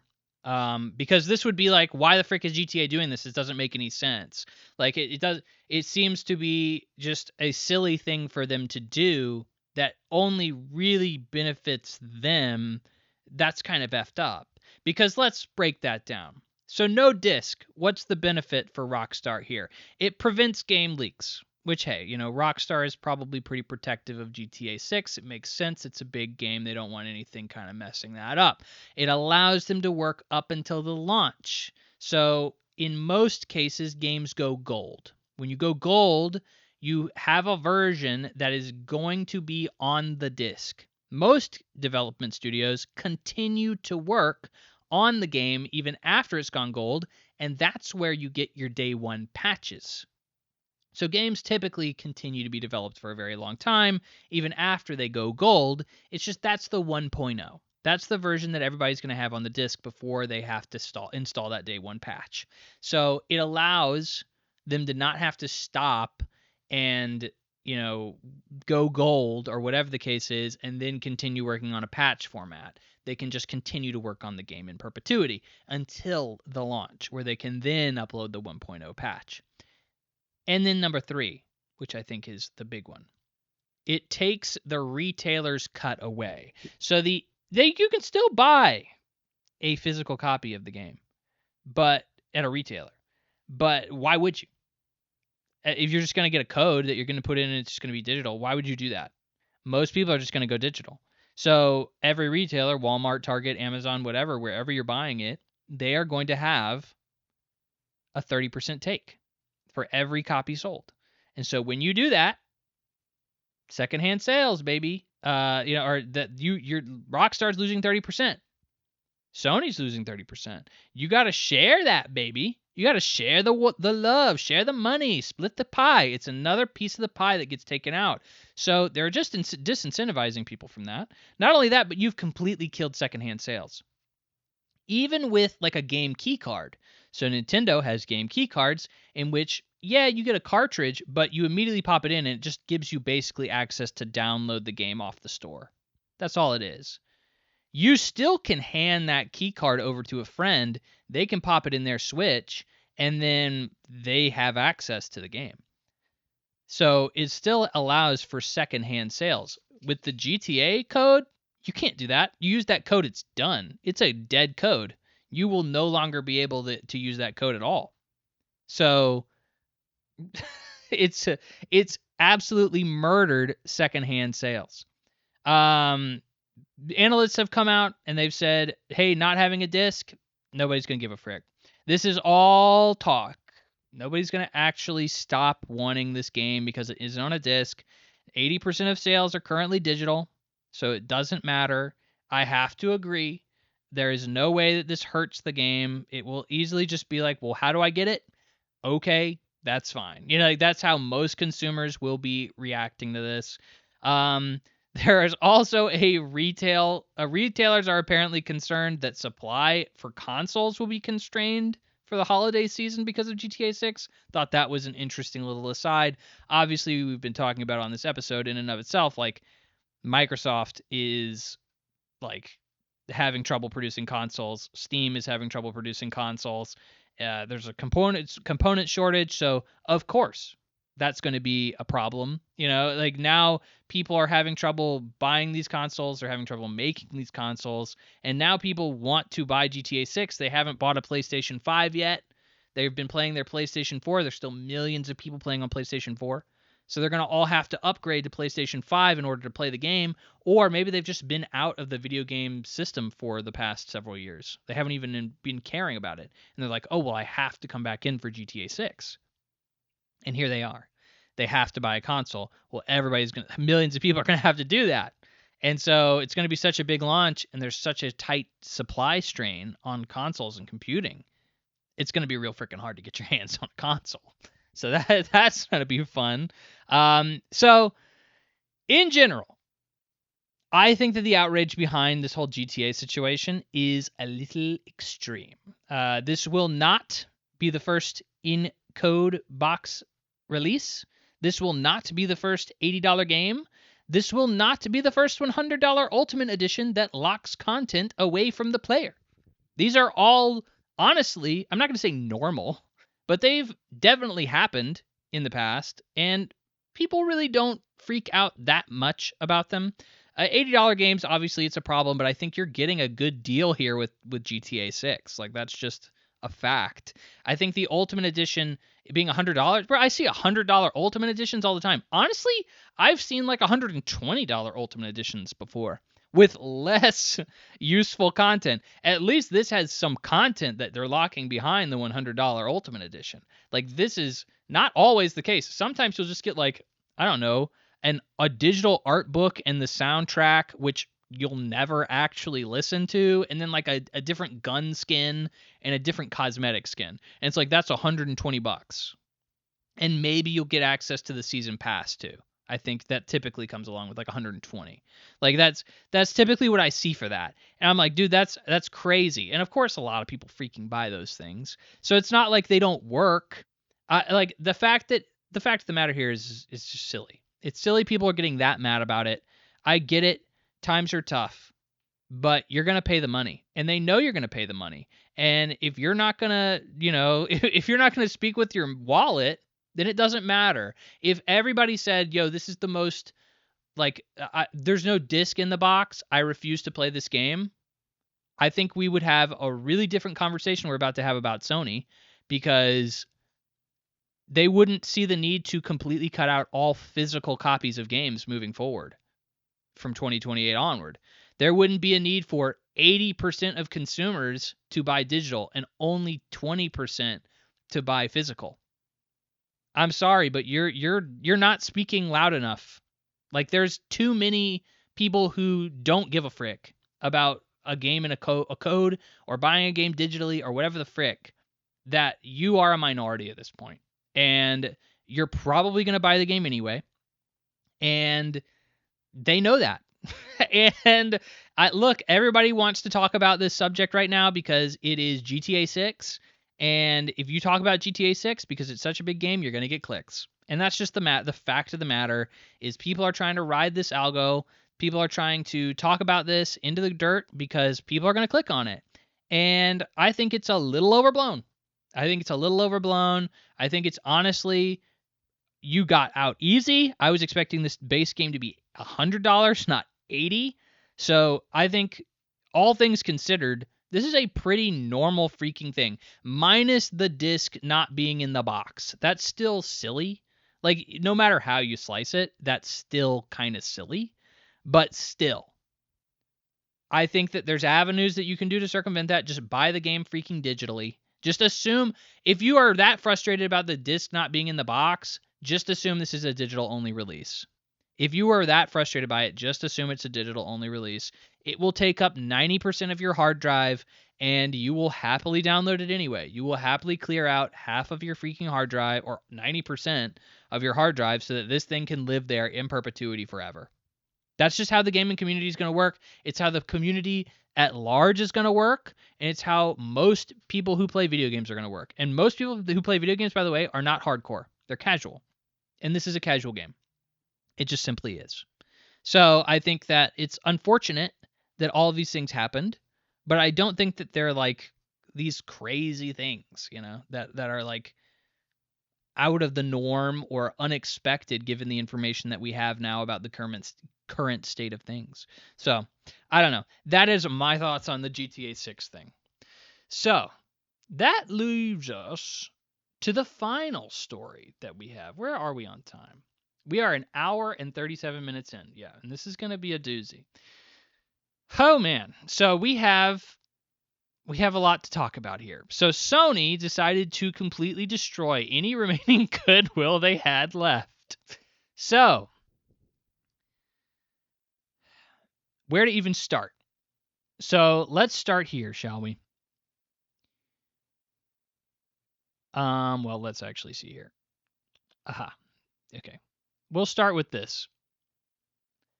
Sony is discontinuing all physical versions of games starting in 2028, January 2028. Quote from Sony, this is from VGC. This is a natural direction for Sony Interactive Entertainment to adapt to consumer trends as a general preference for digital media significantly outpaces physical discs. This transition will enable us to align more closely with how most of our community prefers to access and play games today. In its latest business year, ended April 2026, Sony Interactive Entertainment reported that 78% of full game sales were digital-only downloads. Wow. So, this is a big deal. This is a really big deal. So I am a physical supporter. I have a lot of physical games. I'm looking around my room right now. I have games mounted on the wall. I have games that I just purchased from like a sale at GameStop, buy two get one free for like a pre-owned games. Like I sell games back to people. I use Facebook Marketplace. I go to GameStop when there's a good trade-in deal. I buy a lot of physical games. I get games for Christmas. I do all sorts of stuff that's physical. So when Sony announced this, it was a massive gut punch to me. This is obviously going to rock my world. It makes gaming more expensive for me. I have to buy digital.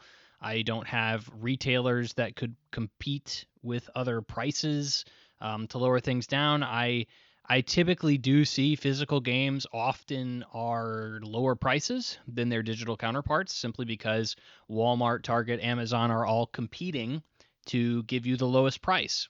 Whereas now the only way to get a game will be digitally through Sony, and therefore you have to pay what they're charging. There is no alternative. So the only thing that's preventing you from buying a game at that point is just, is it a price you're willing to pay? And Sony doesn't have any reason to actually discount them any further. So this is obviously very bad. just in and of itself. But we're not even halfway done yet. Sony then announces that they will be deleting over 550 purchased movies from people's digital libraries. From VGC, on September 1st, 2026, all purchased content related to the production and distribution from Studio Canal will be removed from PlayStation users' video libraries due to an end of a content license agreement. So these are movies that you've purchased. You will not be refunded. This includes stuff like Terminator 2, John Wick, several other big films. I'm actually not as familiar with Studio Canal, but they have the rights to a lot of big films, it seems, and they license them out to Sony for a limited amount of time. Now, I've never bought a freaking movie on Sony's digital platforms, but it's obvious that those movies are there for a licensed amount of time, not forever. So as soon as those licenses expire, your content expires. You no longer can watch the film, which is very unfortunate. In a lot of game aspects, if a game is taken off a store shelf, it is often because a server is no longer being supported for it. The game can no longer run. There is an extended cost with continuing to have servers up for games for an extended period of time. For movies, that is not the case. There is no technical limitation to having a movie on an online database. There is no extended cost with keeping up a movie on a storefront that you can download it from. The only thing that is preventing you from downloading it is simply a licensing agreement. That content is still easily watchable in its current format. So this is a very different thing of just pointing out licenses are a problem with digital ownership. And this is where we get into a very big problem with digital ownership, which is that you're owning a license. Like, licenses are what you're buying. You're not actually going to be buying ownership of the item. And that is explicitly stated when you buy anything on most digital storefronts, not just PlayStation. PlayStation, it is explicitly stated in the legalese when you sign up on their user license agreement. You say, when I buy this, I realize I don't own it. I'm only kind of renting it from you. I'm renting a license to utilize the software. And that is very frustrating because it leads to situations just like this where something can just be taken from you. And there's nothing you can really do about it. And I think most people don't give a frick about this.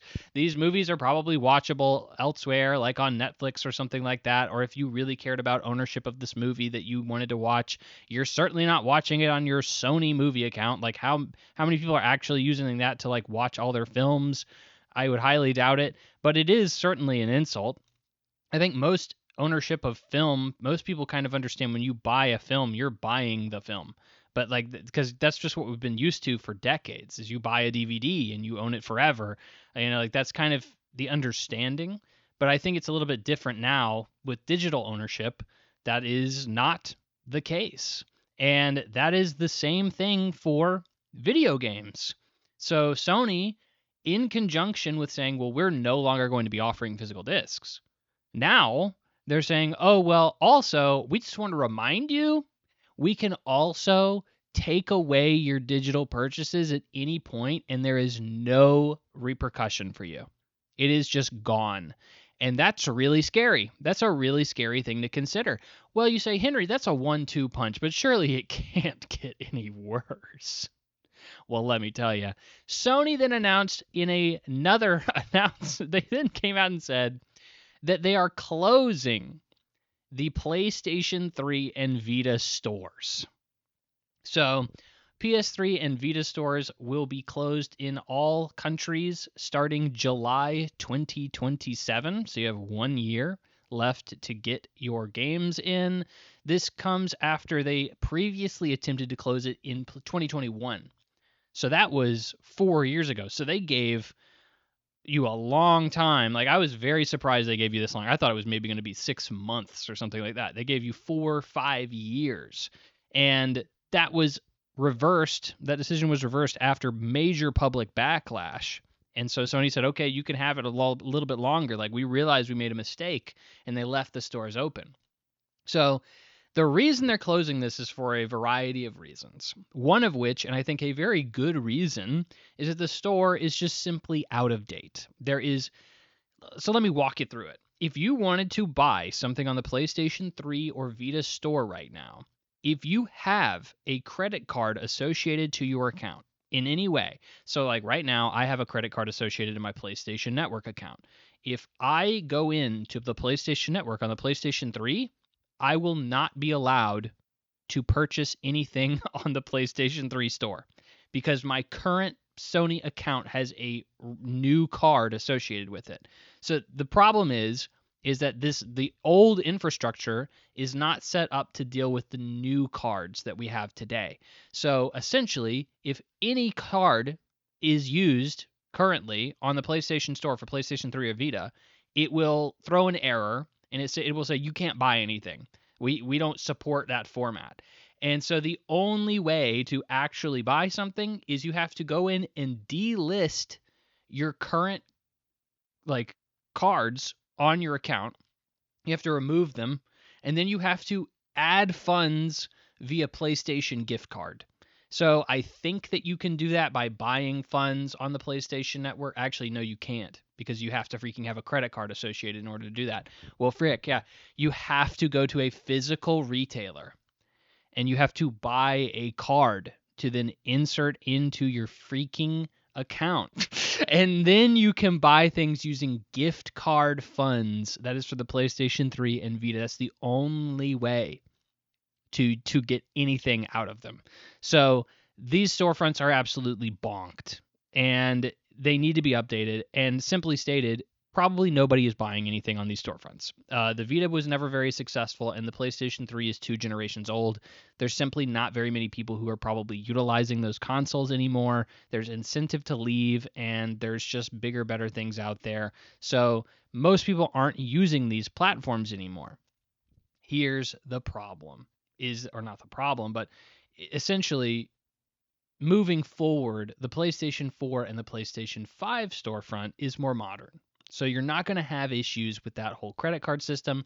Not only that, but Sony will continue to update it. So if there is some new credit card thing that gets thrown in the mix and they have to update it, Sony will just do that. And all your purchases from PlayStation 4 onward will be associated with your PlayStation account, and you'll be good. You won't have any issue here. Here are the two issues with this. Number one, Sony could update the store for the PlayStation 3 and Vita, make it viable, and make it make it so that you can actually pay with your current credit card. They could do that. It's just simply more money than it's worth. It's not worth updating. There's not enough people going back there, so it is what it is. They're not going to try to save it. Makes sense in my personal opinion. I can't imagine. I mean, I know I'm not going back to the PlayStation 3 and buying things. So like, there's no way other people freaking are, or at least not a lot of them. So like, I understand that. The number two thing here is that this is still being shut down, and you won't be able to buy anything. So you can't buy anything. And they had a statement. So quote, "To ease the transition, players will still be able to download previously purchased content after closing date for the foreseeable future."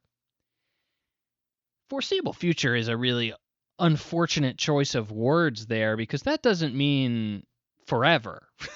That just means, you can still do it right now. Okay. That means that eventually they will stop supporting the ability to download games that you've purchased. Does that sound familiar?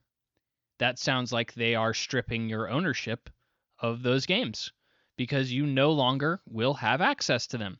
You can, I guess, get a hard drive and download every PlayStation 3 game digitally that you own and put it on an external hard drive for the PlayStation 3 and I guess have that. But that is probably something most people are not going to do, probably something that a hard drive is going to have a hard time containing, and it's not very, accessible solution for something that most people expected to have easy digital access to. At that point, you basically own a physical copy of it because you have to have it on a hard drive in order for it to exist at all. So this is Sony essentially saying you will lose access to all of your digital goods at some point for PlayStation 3 and Vita. So you may want to figure that out. And in conjunction with movies being removed because of licensing issues, in conjunction with digital ownership completely being the only option as of January 2028. This is scary. This is not necessarily what I want to see. This is a company that clearly did not foresee a digital future and has kind of been bumbling it a little bit. You know, you look over at the PC market, right? And they've been doing this digital only thing for decades, you know, not decades, but very close to it. You know, it's been 99% physical over there for a very, very, very long time. Disk drives don't even freaking come in most laptops, computers anymore. They just don't. Who's using them, right? So in this ecosystem, they've been surviving, and that's fine. And they've also been figuring it out for decades. They kind of transitioned to a digital future a long time ago, and it's kind of been the norm since then.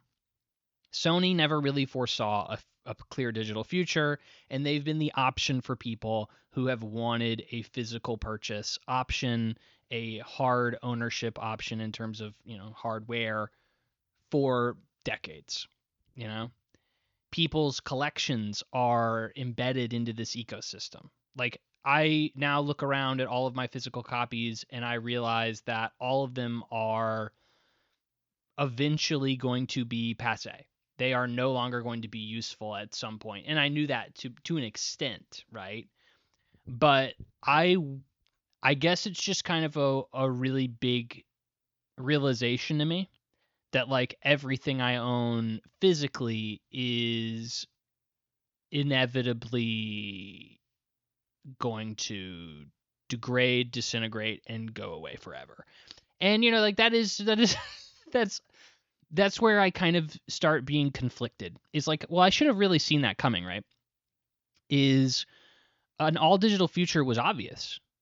PlayStations are starting to be produced without disk drives by the norm. Like that's just normal.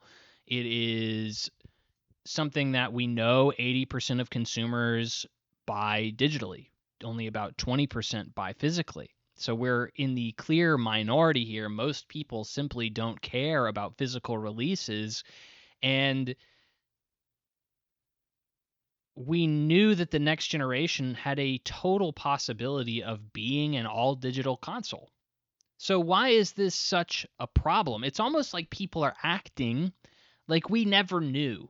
Like it was some kind of crazy thing that they're making this transition.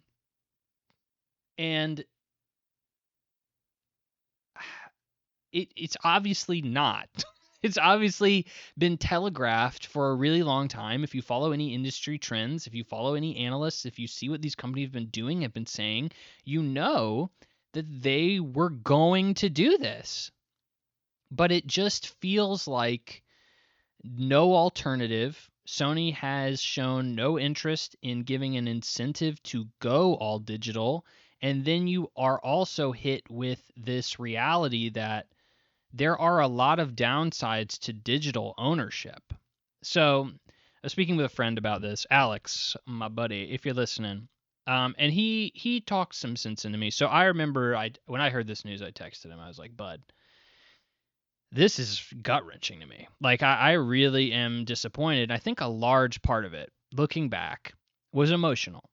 Like this is an understanding that my gaming experience that I've had since I was a child is going to shift dramatically. There is no going to GameStop anymore and seeing, you know, the covers of games on a shelf and wondering, oh, what could be in that game? You know, what experiences or adventures await me? There is no Christmas morning where I unwrap a new game, where I unwrap Uncharted 2, or Borderlands or something like that. Dragon Age Origins. Those are all like the same freaking year too. That was an awesome Christmas. And and I go downstairs and I play them in the basement for the next 5 weeks and never shower and never eat. Like that's completely bygone. There is no sharing of games. I give games to friends. I allow them to experience other games that I value. And there's a communal aspect behind that. There is eventually going to be a time where I go to conventions and I don't have a physical game store or, like a secondhand store that's there to show off their wares and sell their games. Like that won't be a thing. And that is another communal aspect of video games to me, is going to those conventions and seeing those people selling those games and looking at all the people looking at the games together and being like, oh yeah, I remember this game. Oh yeah, like how much is, oh that's great. Like, haggling with the guy, trying to get a better price. Like that's a communal aspect that's going to be gone. And that's an emotional response. It's not necessarily what is accurate within the industry, right? And so, I was like, bro, I can't believe this. Like, this is such a gut punch for me. This really sucks. And he was like, bro, like PC gamers have been dealing with this for like a long time. Like, this is a norm for PC gamers. Like, if you're trying to be a PC gamer, this is an obvious thing. And I was like, yeah, you're right. Like, I think I may be reacting a little bit too much, right? But let's go through, and he kind of said like there are benefits, and he even was like pro digital. He was like, there are reasons that I would prefer to have a digital experience and not physical. And we're going to get into that in a second. But let's go through and let's talk about all of what this means, right? For the gaming industry, okay? So, first off, let's just touch on this. This is also a VGC article. Sony is, if you didn't know, the people who make Blu-ray discs. So they are the people who make the things that your games are put on. So they make most of the Blu-ray discs. So they have already moved their biggest plant into stopping making these discs. They don't make them anymore. They're now making, what is it? Micro lenses. They are shifted to a micro lens, which, by the way, is a major component in AI infrastructure. So essentially, Sony saw the writing on the wall. They said, let's just shift over to AI. Let's make some money off that AI. Boom, baby. So this is something that has been in place for a long time. This factory has already been turned over. They are already producing these things. So this means that Sony not only is probably going to be making a lot more money off the shift for this factory, but they are also not going to change their mind. This is a set in stone thing. So, moving on to what I was just talking about, I felt like that was necessary to bring up. But let's talk about all the games businesses that will be impacted here.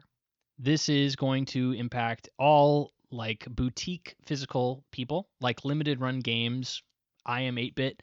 I occasionally buy games from these people. I just bought Hi-Fi Rush from Limited Run Games. I really loved Hi-Fi Rush. I wanted a collectible form of that, so I have a physical copy of it. Those guys will no longer be able to have a business at all. They won't be able to. I Am 8-bit makes vinyls. That's, I think, where they make most of their money, actually. But they occasionally do publish a game physically. Obviously, you may have forgotten about these guys, but Gamefly. I love Gamefly. Gamefly, you can get a used copy of a game super cheap. You don't even have to be a subscriber to their like monthly mailing service. So if you aren't familiar with Gamefly, Gamefly is an older service where you can actually order games physically sent to your door, and they'll mail them to you, and you can get them for a pretty cheap price for a monthly subscription. So if you're wanting to try out a lot of games and try out the newer releases for a discounted price, a much reduced price, Gamefly is an excellent option for you. You will no longer have that option. Obviously, GameStop is going to be hit very hard. The local stores that are physical, they are obviously going to have to find a way to continue onward from this point forward. So the last generation they're going to have anything physical is PlayStation 5, and then beyond that, they're not going to have anything that they can add to their store shelves. So GameStop obviously has been trying to diversify. They've been trying to move into trading cards. We've talked about GameStop several times on this podcast. GameStop is a problem waiting to happen. This was obviously an inevitability, and it is something that GameStop knew was going to happen, but they are certainly not happy about it, and they are going to be reeling from this one. I can't imagine. I haven't looked at the stock price for GameStop, but I assume this announcement really hurt them. So you're going to have a lot of businesses that are tangentially responsible now, tangentially related to these physical game sales. Obviously, people like Walmart and Amazon and Target and stuff, sure, they still sell physical games. But let's be real, their physical game section of stores have dwindled significantly over the years. They clearly don't see it as much of a profitable sector anymore for them when most people are buying physical or digital anyway. So, and by the way, those guys are also like multi-billion-dollar corporations. I don't particularly feel any loss for them because they're not really doing me a lot of service most of the time. So cool. So a lot of businesses are going to be impacted by this. Most of the ones I'm sad about are the ones that are better for consumers. I'm not saying GameStop is necessarily always, but you can utilize GameStop to get some good stuff. I do regularly do sales with GameStop. You can get a game on a good deal from them. This is clearly a big business move from Sony. So 100% of profits from here on out will be 100% digital. So they no longer have to share those profits with big business. No Amazon or Walmart or anybody is getting a 30% cut anymore. So it's a monopoly. With physical games, they had to split them. And it also allowed for people who, physical retailers to discount the games and make them cheaper. You look online right now, and God of War is going to be not $100, but full price, 100% of its full price. And if you go on Amazon, you'll probably find it for 30% off, 40% off, something like that. It's an older game, and Amazon's trying to get rid of stock. So they're more than likely to have it on sale, but Sony's not going to do that because you can't get it anywhere else digitally. So why would they? You can obviously wait for sales, but sales aren't always guaranteed to be incredibly great. And now that Sony is the only place you can go for these things, it's not like Steam where you can technically go to Epic Game Store or Good Old Games and buy a copy of the game somewhere else. If you have a PlayStation, you're locked. So you're never going to go anywhere else. So you have to buy from Sony. So this spells out bad stuff for game preservation. The ownership we've mentioned is now uncertainty. It ultimately hurts consumer rights. So you can't share games. You can't sell games. Your ownership can evaporate at a moment's notice, and you're likely only going to have them for a few decades. I don't love that. That hurts me. I would prefer if I buy a game, which that is the language they use, is buy. You're purchasing the game. You buy the game. You feel like you should own it for more than just a couple of decades, and then if you ever want to go back and play it again, you can. In this case, I think that most people don't.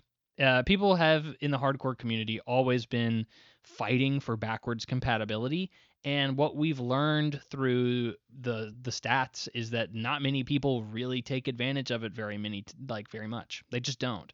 It's very rare for a player to actually pop a PlayStation 3 disc in their PlayStation 4, or that's not possible, but a PlayStation 4 disc in their PlayStation 5.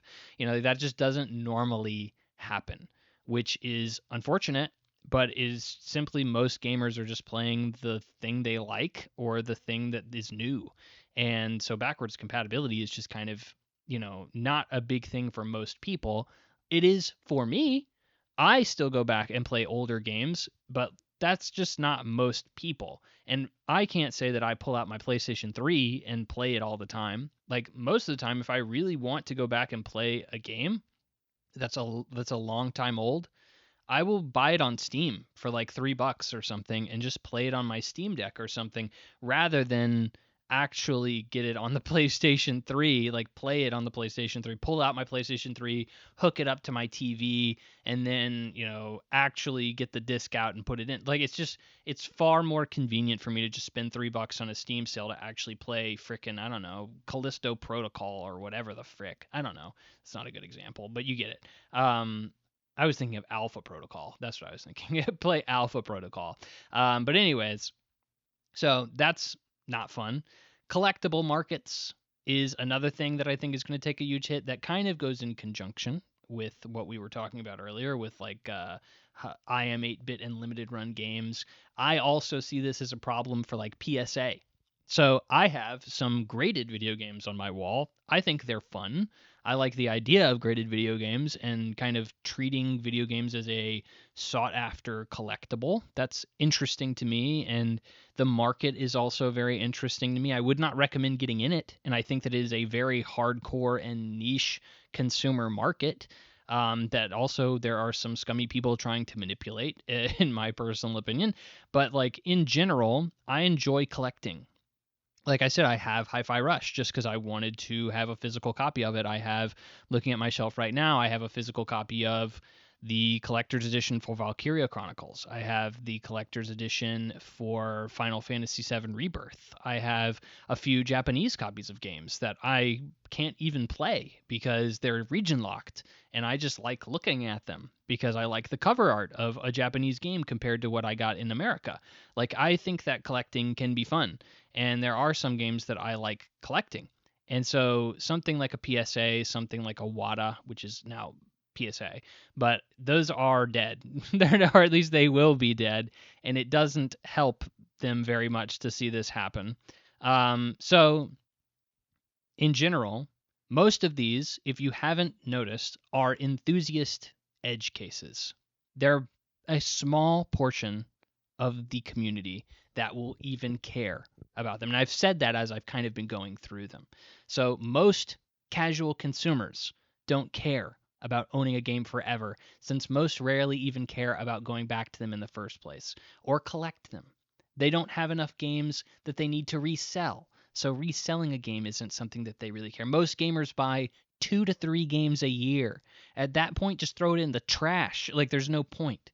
Digital ownership, or the lack thereof, is already seen as a common thing in most entertainment spaces. So you stream your movies, you don't ever really own TV, you just kind of watch that and stream it as well. And your music, you've had MP3s of your music on your iPod for decades at this point. Who's really buying an album? Like, really the only people who are buying vinyl are like weird hipster like collectors, And apparently that market is still somewhat profitable, but in general, like, that's a niche market. And PC hasn't had a physical option in many, many, many years, and their base does not seem to mind. So we'll probably adjust. The most you can say is that it's removing an option for people who want it. But they're such a small minority, it just makes sense for Sony to kill the dang thing, They get more money from it, and that's all that matters, Still, when you look at it as a whole, it is 1/5 of video game consumers. 1 out of every 5 consumers of a video game still buys physically. I'm obviously one of them. So 80% still means 20% is still buying physical. Is that a significant minority? Absolutely. But it is over $1 billion in annual revenue that Sony is cutting out of the market. And that still seems like a heck of a lot. Now, obviously, Sony has done the math, and they've said, hey, yeah, it's $1 billion in revenue, but if all of those guys transfer over to digital or whatever, we have a monopoly. We get 30% of all these purchases. It's probably going to be $1 billion in revenue if all of them switch over. That's probably how the math works out in some way, shape, or form. They've probably done it. I'm not saying I don't know the math, but they've probably done it. They're bigger, smarter guys up there than me, and they've done the math, and they've said it will probably make us more money to just go ahead and kill the dang thing. And that's what they're going to do. So this was always an inevitability, all right? But the reality has hit me hard that it's going to change the habits, the traditions, the associations and memories that I have with games as a physical medium. And like most kids don't have that nowadays, They grew up with an iPad or a PlayStation maybe, but they played Fortnite and they don't have a physical copy of Fortnite. They downloaded it off the store for free. They played Roblox. They did the same thing. They have no memories of going into a brick and mortar store.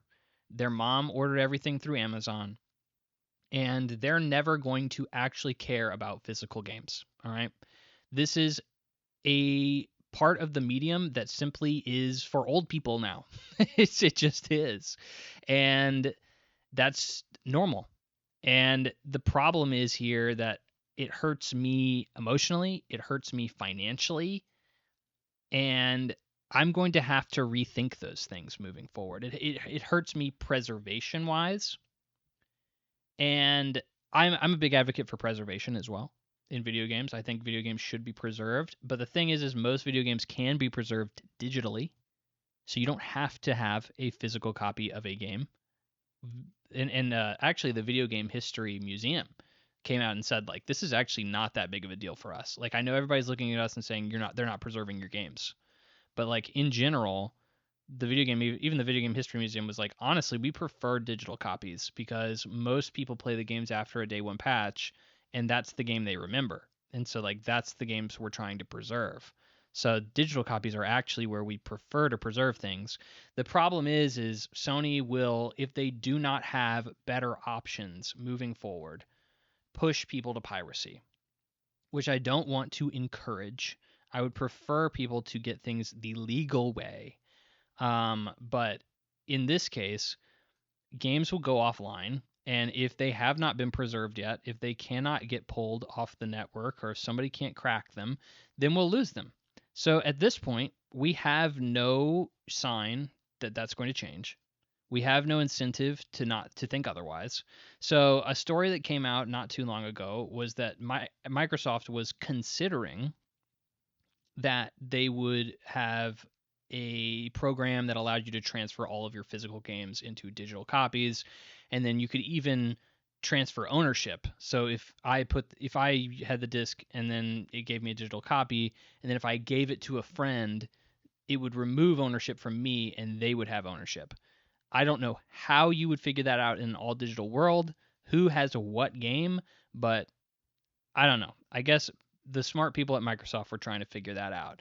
This would be honestly a much nicer, I would be much more okay with that with an all digital future if Sony came out and said, look, we have a record of every physical game you've ever put in a console. You can have a digital copy of every single physical game you've ever bought. And if you do that, I have no reason to be upset at that point. Like my physical collection is now digitized. I have ownership of it, at least in that form, and it makes the blow a lot softer. I still think that we still have a conversation about preservation that's necessary, about ownership that's necessary, but I don't think that anybody should be particularly, it would soften the blow a lot. Because now I feel like I may at some point have to rebuy some of my physical games. Oh, well, I have a copy of Hi-Fi Rush physically, but F me, like I can't play it on my PlayStation 6. I'm going to have to buy a digital copy of it if I ever wanted to do that. Like that would be really frustrating to me. And I don't love that idea, but if Sony did per se give me full access to all of my physical games digitally, I don't think it would be as traumatic of a transition, but I find it difficult to think that Sony would do that. I think that's tough. And I think if they were going to do that, they would have said something. I think this is Sony ripping the Band-Aid off. I think everybody's moving this direction. I think Xbox is going to be doing this. I think Nintendo is going to be doing this. I mean, people like to be saying, oh, well, Nintendo likes to go against the grain. Yeah, they do, but like they have game key cards for a reason. They are trying to get out of this ecosystem the best they possibly can. They want an all digital future too. And I actually have moved further into digital on Nintendo than anything else because Nintendo games never go on sale. They've actually been going on sale a little bit more recently. I've noticed. But like in general, Nintendo games typically don't go on sale. So if they don't go on sale, I can't. I'm you know I'm never gonna get a good deal on them. So I might as well just buy digitally. So it just makes it easier on all fronts. I'm not saying I'm a 100% physical gamer. I've never said that. But I do tend to do what makes the most financial sense for me. That is typically how I make my purchasing decisions. And physical has just for a long time been a really good way to make financial decisions with games. Games are expensive. They're expensive. $70 a game is too much, especially when you play video games as much as I do. You can't afford it. A normal person cannot afford it. And I'm pretty freaking normal. So I can't afford it. But I can afford it if I buy games 30% off, 50% off, or I resell a game to GameStop or on Facebook Marketplace and get 80% of my cost back. Like I can do that. I can subscribe to a PlayStation Plus and play 100 games a year off of the subscription service or something like that. And, or a Game Pass. Like those are very cost efficient ways for me to play a lot of games. But like we currently don't have a model that's really going to fit that. Game Pass has shown that it is too expensive to do a streaming video game service. You can't do it. Sony is not necessarily willing to put a lot of its bigger games on those services. So if you want those, you still have to buy it, a la carte. And I don't know. It's going to make me have to take a step back and be like, well, I really have to see how we approach this all digital future because right now, as things are, like there's no refund system, or the refund system at Sony sucks. Like comparative to something like Steam, it's a horrible refund system. Digital ownership options not very good. They have a long way to go to catch up with better digital storefronts that simply have more options, more consumer focus, and I need to see how Sony wants to address this digital future because right now I don't think that they're very they're equipped to handle it. I just simply don't trust them. I don't trust them to do the most consumer savvy things. I don't trust them to do it for a long time. Sony has proven that they will be incredibly cocky without competition, and currently they don't have competition. And that's what they're doing right now. They're just like, who cares? Like Xbox has so much bad stuff going on right now. We really can do whatever the frick we want. And it's just the only reason that this is different is because this is a herald for everything. This is the herald for everything to come. This is not just Sony that's going to be doing this. Sony's taking the brunt of the PR for saying this first. I don't even know why they felt they needed to do that. But Microsoft is going to be doing this for their next generation console. Nintendo will be doing this at some point. Who knows when because they're Nintendo, but they will. So we are at a point. This is a juncture, and I hear a lot of people talking and saying, "Oh, well, I'm going to get out of physical games. Like if there's no physical games, I'm just not going to be a gamer anymore." I just simply don't believe that. I think people are going to make the transition. I think you're going to see, "Oh, this is the new GTA. I have to have it digitally. Okay, well, I'll play. Okay, well, I still want to play Call of Duty with my friends. Okay, fine, I'll buy it digitally." Like it's just going to be what people have to do, and so they'll do it. I don't think people are going to jump out of the hobby for this. I think that's an extreme overreaction. People are acting like this is the end of days. I think it is a massive shift. I think it is a massive anti-consumer shift. But it is a massive shift that we all should have seen and have seen coming, and we just simply have to accept it. It's honestly surprising to me, going through everything that I've said so far, that I was even as affected by it as I was, because I should have known. I should have been prepared for that announcement for years, and I simply never fully comprehended exactly what it meant to be fully digital. And I think we have a long way to go before we are in a point where I'm confident being fully digital. And I just simply don't think, especially after the 1-2 gut punch of, oh yeah, I'm Sony and we just removed 550 movies from people's libraries and we're not refunding them, and you don't have any other avenues to purchase them. And we just shut down the PlayStation 3 and Vita store. And yeah, you can still buy stuff there, but after a while, like, or you can still download stuff there, but after a while, you're not even going to be able to do that. That's not a good combo for this announcement. It really does not sit well. And it's, again, something I'm going to have to deal with. And I guess I'll have to navigate it as we go. We still have 2 more years to figure out exactly what Sony's plans are for this and to see exactly how things work. I'm sure there will probably be like a overpriced disk drive that you can attach to your PlayStation 6 and you can still play all of your older games. But that's still yet to be seen. We still don't. Maybe there will be some magical system where they allow you to transfer all of your physical games over. I would love to see that. But right now, we just simply don't know. We just simply don't know. And it's a scary, uncertain future we're looking at, especially if you consumed games like I did. So it's not there yet. We still have time. But it is a sad moment, at least. Change is scary, right? Change is always scary. And that's just where we are. This is a really, really, really big change for console gamers. So that is all of the sad, sad news. We're 2 hours and 20 minutes in. That's a long episode, and that's just news, baby. That's why we're skipping impressions this week.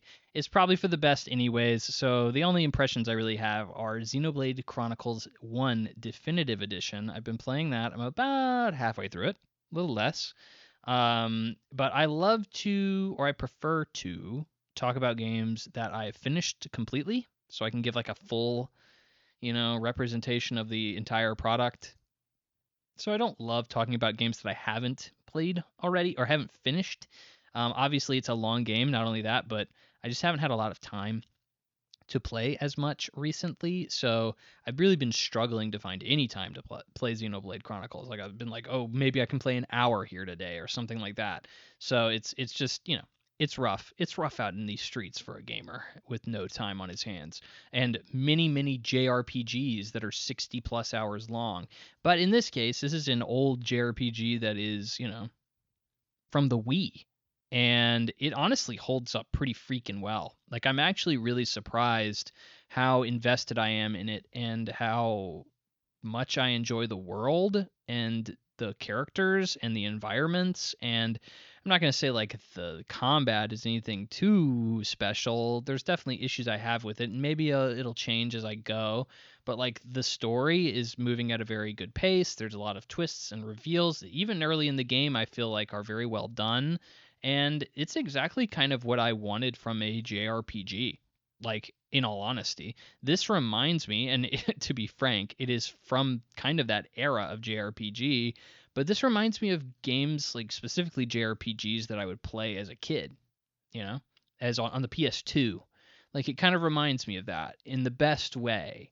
And I kind of dig that. I think that Xenoblade Chronicles 1 is considered like just kind of the vanilla of this series. 2 is very controversial.